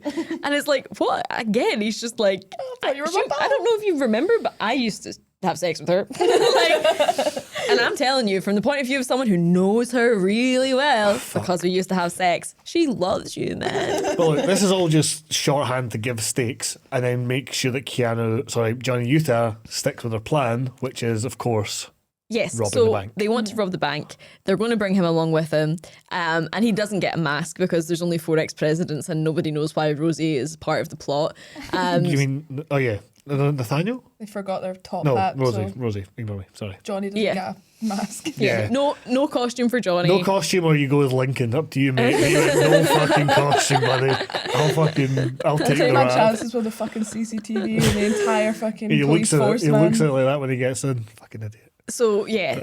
They go on their last heist and things I love start... how quick that just happens. It's Yeah. just suddenly we're doing it, we're Yeah. doing it. We've arrived. Tension. Yeah. Great. They're there. Things from the jump are not going to plan. Bodhi has gone a bit rogue and he's like, right, guys, get to the vault. Yeah. And they're like, They never do the vote. what? We don't do the vault. That's kind of our whole thing, man. That's like, We're never greedy. We never take the piss. yeah. And they're like, nah, do it. And I like, you know, it's like, it's pushing it. It's the ultimate thrill. He Well, wants to that's go it. further with it. Yeah. And, you know, bringing Utah in is like adding to the sort of the thrill and the risk factor and everything like that too. Someone as well, that's added to the list of crimes and moral Yeah, denigration things that are they're getting going out of through control. for your whole point. So the first thing that is they're going to take the vault. And then because of that, it's not a 90 seconds in and out. They're taking longer than they ever have before. And the guy who's taking the time is like shouting at him constantly, this is how many minutes we've been. So it's really, it's adding to the stakes for us. And then because of the amount of time that they're taking, there's a guy there who is An undercover cop. No, sorry, just he's an off-duty. off-duty. That's what I meant, not So undercover. there's an off-duty cop, but I'm talking about there's a security guard who like sees the cop's badge and he's like, I'm police as well. Like, I've got a gun. And the off-duty cop is like, nah, man, don't. Like, It's the off-duty other way cop. around. It's the Yeah, security guard that's like, nah, man, don't. He's like, Because it's the "Don't do off-duty this." cop that pulls out the gun. Yeah. is it? I thought it was the other way around. No. it's Okay, not. so the off-duty cop is going to pull out his gun and the security guard's like, don't Daddy. bother. Don't. Why are you doing this? Please, And- I was that. about to go on my fucking break. Don't fucking hurt that This man. is me just trying to warn Swanny off doing anything irresponsible. I'm like, man, don't do it. Don't. He had an iron yesterday and was swinging it about by the cord. A low swing. I didn't overhead I'd yet. like to remind us again not to bring the domestics into the podcast, This please. is a perfect example of Swanny being like, I'm obviously not going to throw the thing at you. I was like, no, not on purpose, man. But you're going to accidentally let go of it or something, and that's how you behead me. Like, there's just so many times a day where I'm like, I know you would never ever do anything that stupid on purpose. It's so likely that you're going to trip and fall and do it by accident. So this is it. The man's just like, don't do the stupid thing. Don't do the stupid thing. Please listen to me. Look at me right now. Tell me you're hearing this. Don't pull out your gun. He pulls out the gun. Shit hits the fan. He shoots Bodhi right in the chest. And No, then it's Keanu he shoots in the chest. No. He shoots Bodhi in the shoots chest. Bodhi first, and then he shoots Kiana in the chest as well. Right. And then, so it's all kind of going tits up at this point, basically. Yep. And then you've got the two guys in the vault, who's Gromit and Nathaniel, I believe. I think it's Roach who's taking the time, because he kind of gets shot later. So Gromit's running out, and then the undercover or the off-duty cop then shoots wee Gromit in the neck. Gromit's the youngest one. He's the most kind of like crazy, and he's also like the first to be like, "Oh, I don't know about this guy," so it kind of hits that a wee bit harder when he gets shot in the neck. And then Bodhi goes and shoots the off-duty cop at this point, and to the security guard. One other thing as well is that Bodhi has taken his mask off. Yes. So that's everything. Everything has gone against type here. Everything's fucked. So the masks come off. They went longer. They went for the vault. Somebody's been shot. And they're shooting back. They've lost one of their own. Who they were like, we'll just leave him here, I guess. Like, They fucking They did. have survived the shootings, by the way, because they were wearing bulletproof vests. So Yeah. they get shot in the chest, and they're all right. Yeah.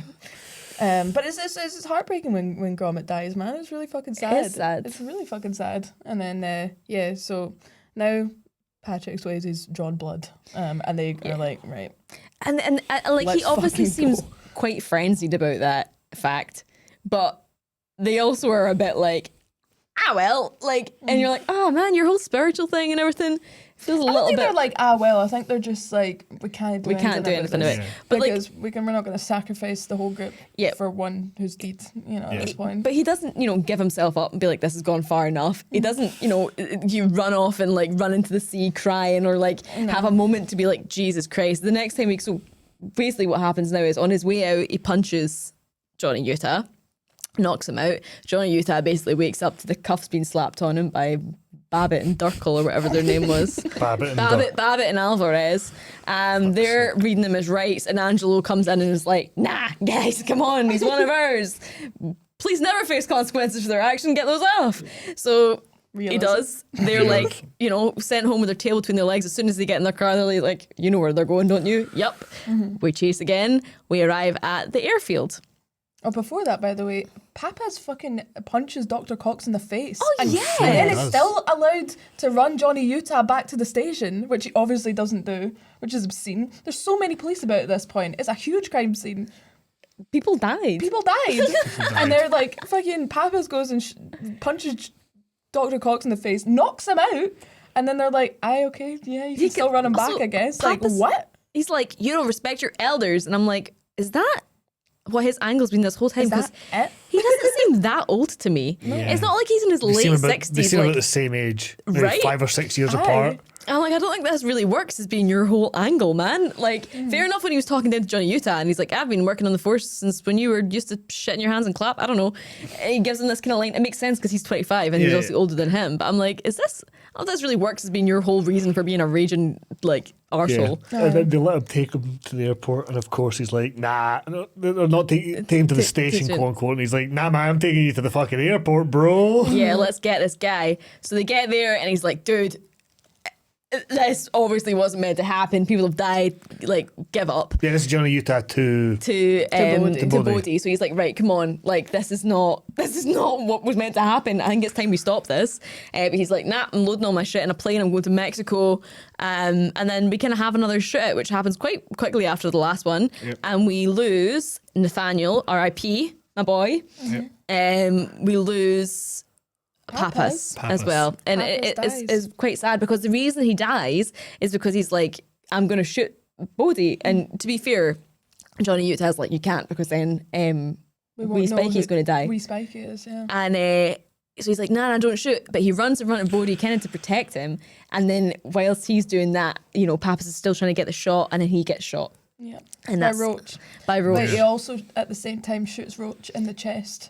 So Roach is now mortally injured as well. Wounded. So he's like, right, come on, man, this is our last go. We're gonna do this together. Like, we're going to do this to the very end. So he gets Johnny Utah into the plane. He manages to drag fucking Roach into the plane.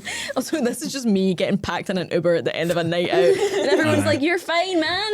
You're fine. We're gonna make it home. Awake. We're going to get home soon. You're gonna be home. It's gonna be lovely." And I'm just like. Yeah, you're like Keanu Reeves in that situation. I'm Patrick Swayze and you're fucking, what's his name? Roach. I'm like, whoa, we got this. This is the night. And you're just like, Swanny, I just want to go home. Can I just go, nah, man, we're going to keep partying. We'll get Abby in. Oh, Mexico, man, you're going to have all those margaritas and girls and things. And I'm like, I don't want any of that. I'm so tired. But so anyway, plane takes off. They're in the air. Yep. Over Mexico, presumably.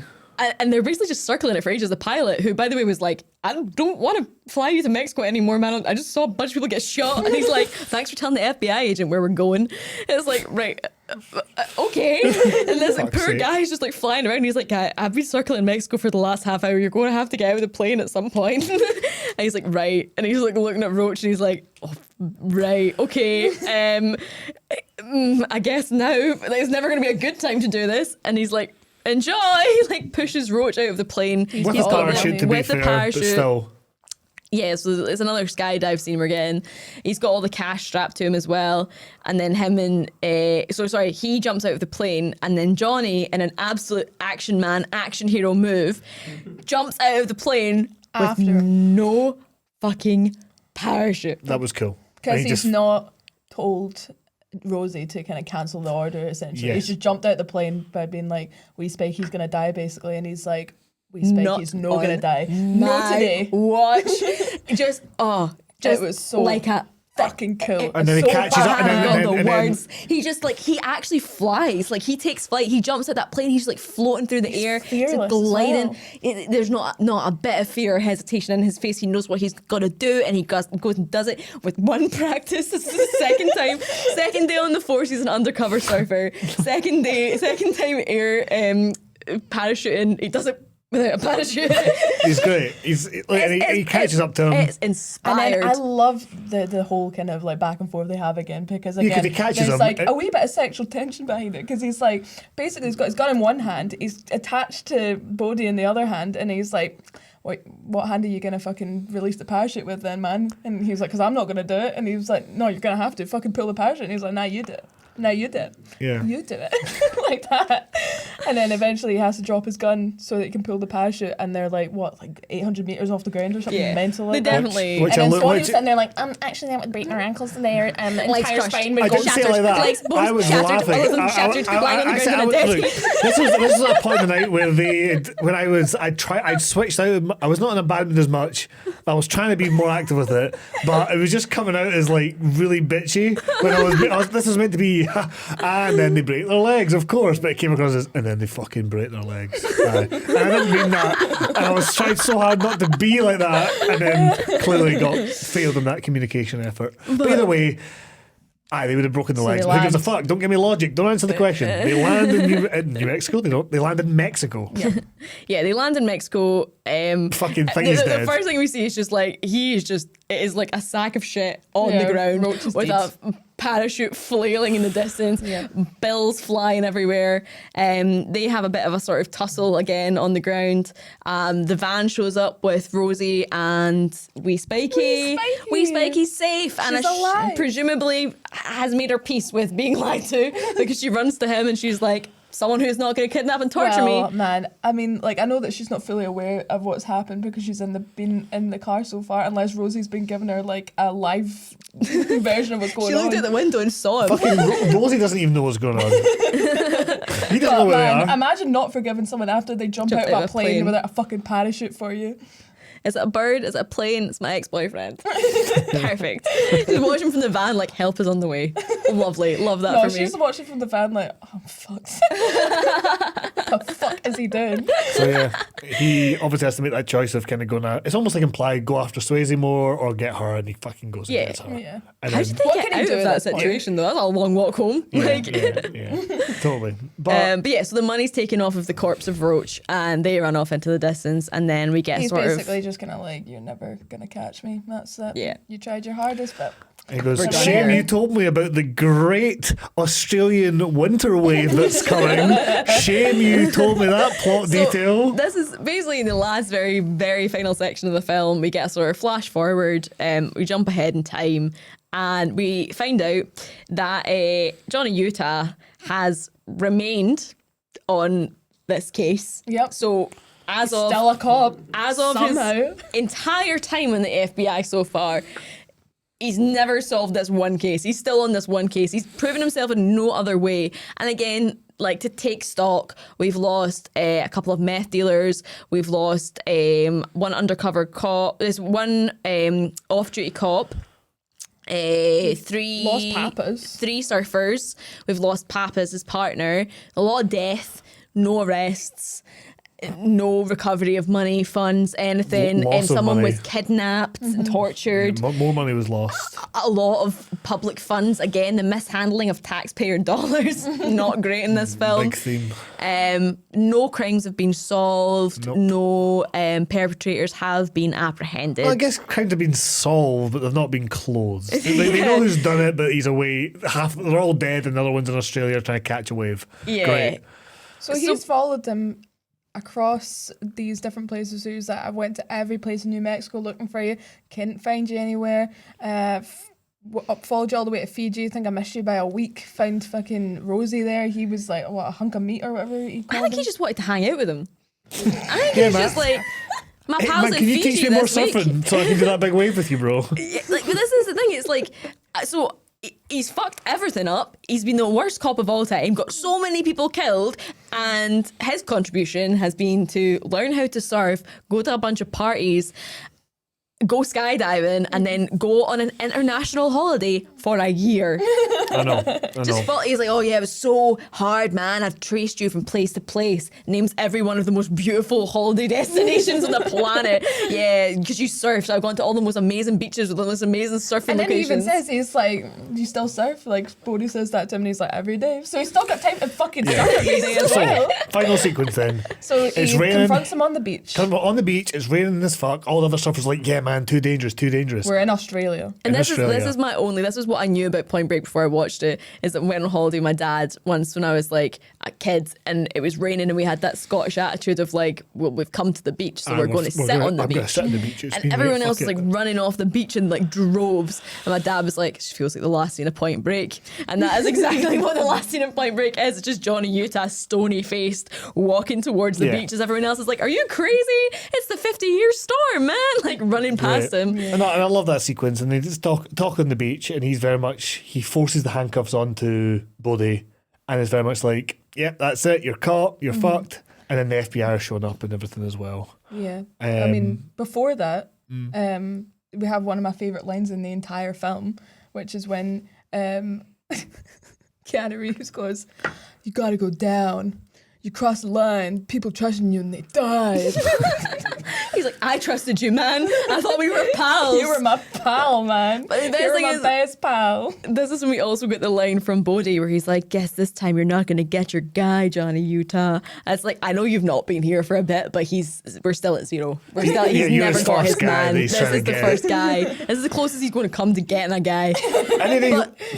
But we're now presented with, this is obviously the setup. We've discussed the fact that this is going to be a pretty difficult wave to ride and survive, and it's looking more insane than ever. We got a lot of exposition from people running away saying like, there's no way you're gonna, that's suicide, man.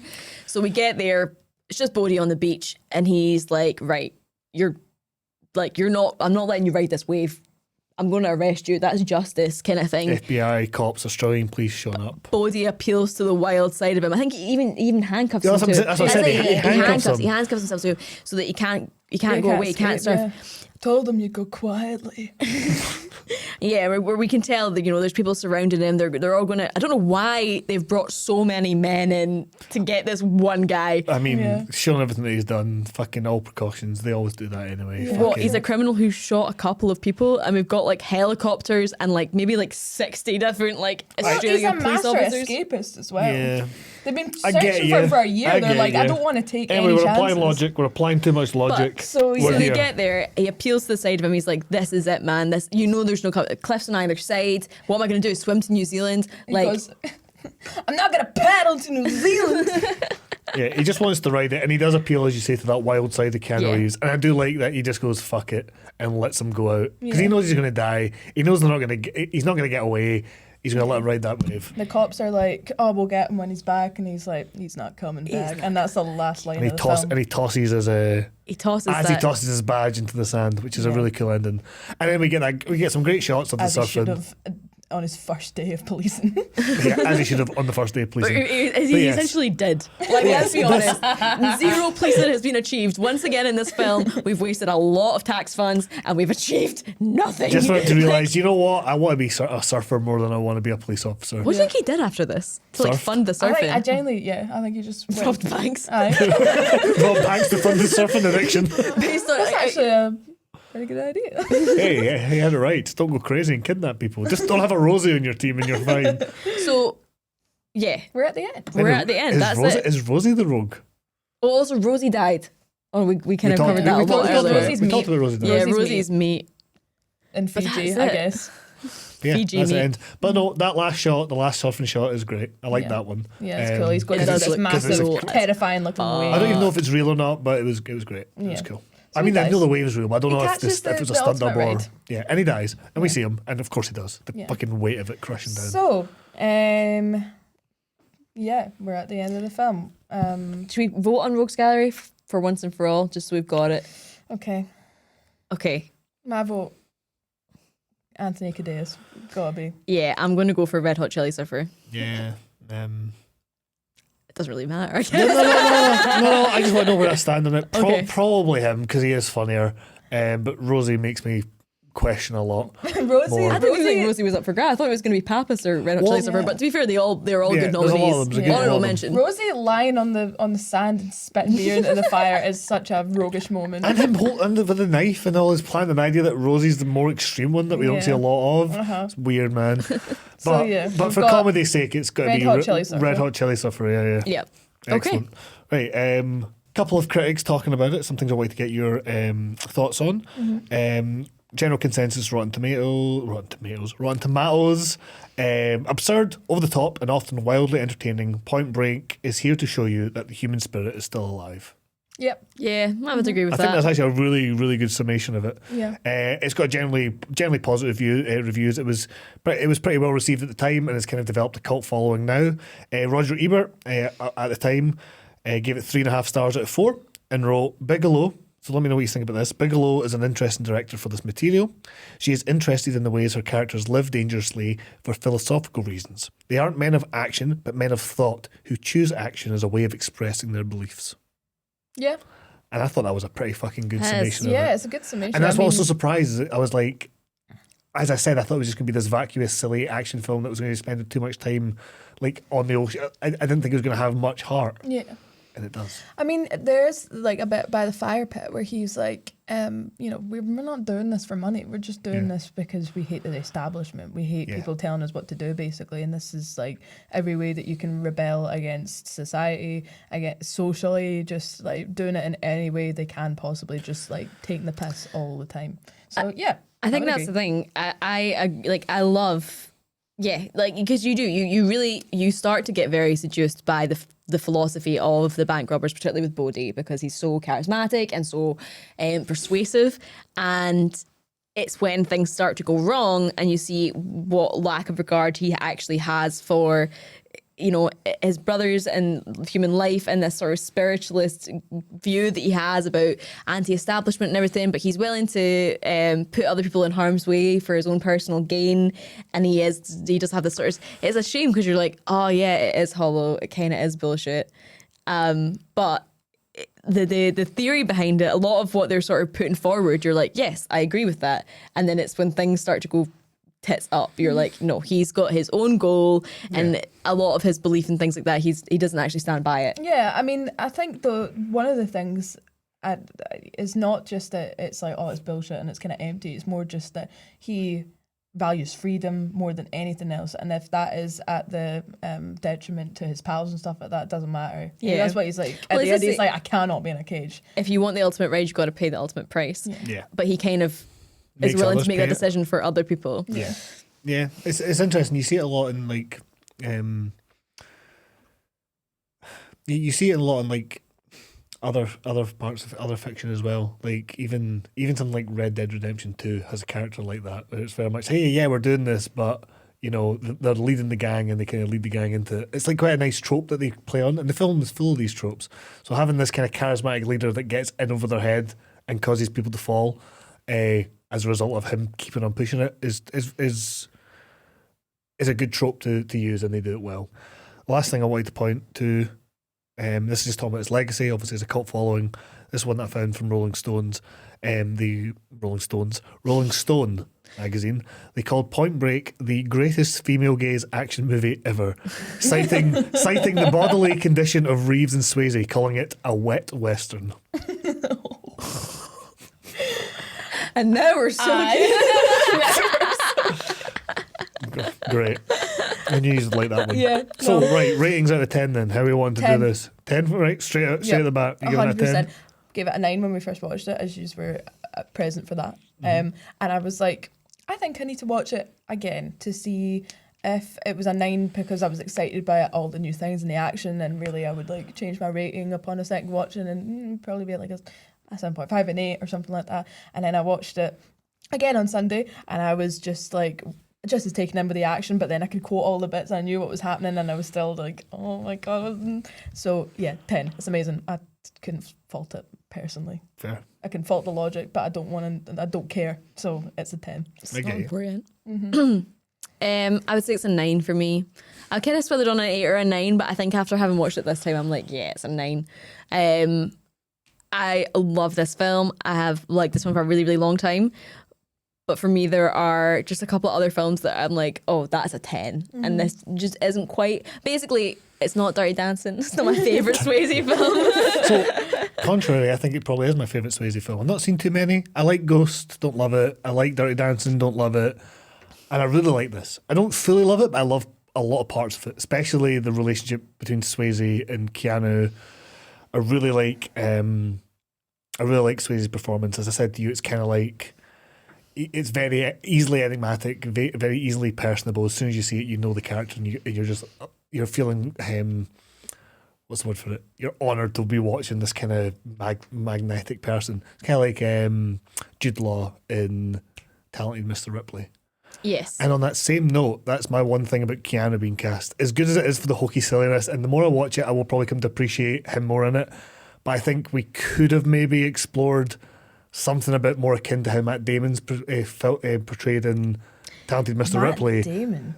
Forget the actor. He's never good in anything. He's good in that film. Do not compare him to Keanu Reeves. No, I'm talking about the characters. I don't care if it's an opinion. I'm talking it's about wrong. I'm not talking about the actors. I'm talking about the characters. I feel like they could have really dove into the character of Keanu a bit more, and it could have been interesting. But then it might not have been the movie that they wanted it to be.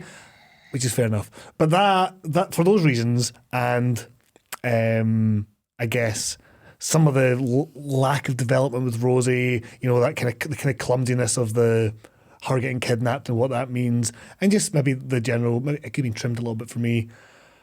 I'd give it a 7, but definitely could go up in future watchings. Nice. Good. Like there's definitely 8 or 9 scenes in Like it. the least divisive one. Well, to be fair, we were all pretty on the same page about 17 again, but with emphasis. Like I feel as if that's probably the most we've agreed, despite the fact we've disagreed on a lot of opinions. Yeah. Bits of the film. I think it's close to we an 8. we agreed a lot on Twilight and Yeah, fair. and Goldfinger. Do you know, I think that you're just still stuck on 17 again, which I think everyone is a wee bit. We're all a bit scarred from 17 again. I messaged you earlier and I was like, was that last week we did 17 again? Because it feels like about 3 years ago. I think that's because I feel like a completely different person to what I was before we recorded that podcast. I literally looked at that message and I was like, that was a week ago, and I just It wasn't even a week ago, it's a week ago tomorrow. I just threw the phone away. I was like, I can't even think about that. So, just quickly, I'd like to go over the budget just because it's leading and from. Do you want me to tell you the budget? No, well, I know the budget, but Abby, I imagine, doesn't know the budget. But I know what the budget is, and I just want to tell you that the budget was less than 17 again, quite considerably. Yes. I mean, I know that it's Adjusted different for times. inflation. No, No. just less. Just less. I mean, I know there's quite a lot of time in between them, but it's quite a lot. I think less. a lot of that will be the wage that will be going towards Zac Efron and No, Matthew. but it was Patrick Swayze Perry. and Keanu Reeves. They'd already established Reeves hadn't themselves really. in Bill and Ted. Bill and Ted. He Yeah, was but in Bill and Ted. that's not an action movie. I know, but I mean, has he done Speed by that point? I don't think I so. don't But think he had done Bill and he hadn't Ted. done The Matrix yet either. It was known enough. I mean, Bill and Yeah, Ted was quite big. But Bill and Ted would get him funded and get paid for a comedy film, but it might not get him high pay for an action film. Mm-hmm. I don't know, but either way, maybe it was the script as well, because sometimes actors take lower pays for the script. But yeah, what was it again? I'm thinking it's 21 million? 20 million, 20 21 million. million, around that, yeah.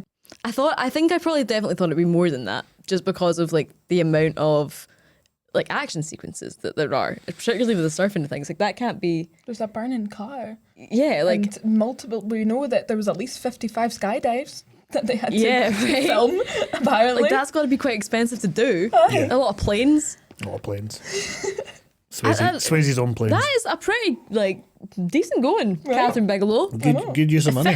Efficient. Hey, James Cameron and they were together, and I think they were together at the time that they did this. They were husband they and wife. did, yeah. That's why They were on very it good together. at. If you look at some of their work, they're very good at getting the most out of their budgets at that time period. Even now, well, I mean, Cameron gets access to all the fucking money now. Yeah. And you can see that when you look at his CGI monstrosities like Avatar. Catherine and Bigelow's Avatar 2. I'd have done Titanic for a 10-hour mate. But no, it's interesting. We're at the end. Yeah. That's it. That's the end of our Point Break review. Again, as usual, we have not picked which film we're going to watch next week, so that'll be as much a surprise to us as it is to you. But thank you very much for watching. Yeah, guys. Or listening. Thank you. Bye.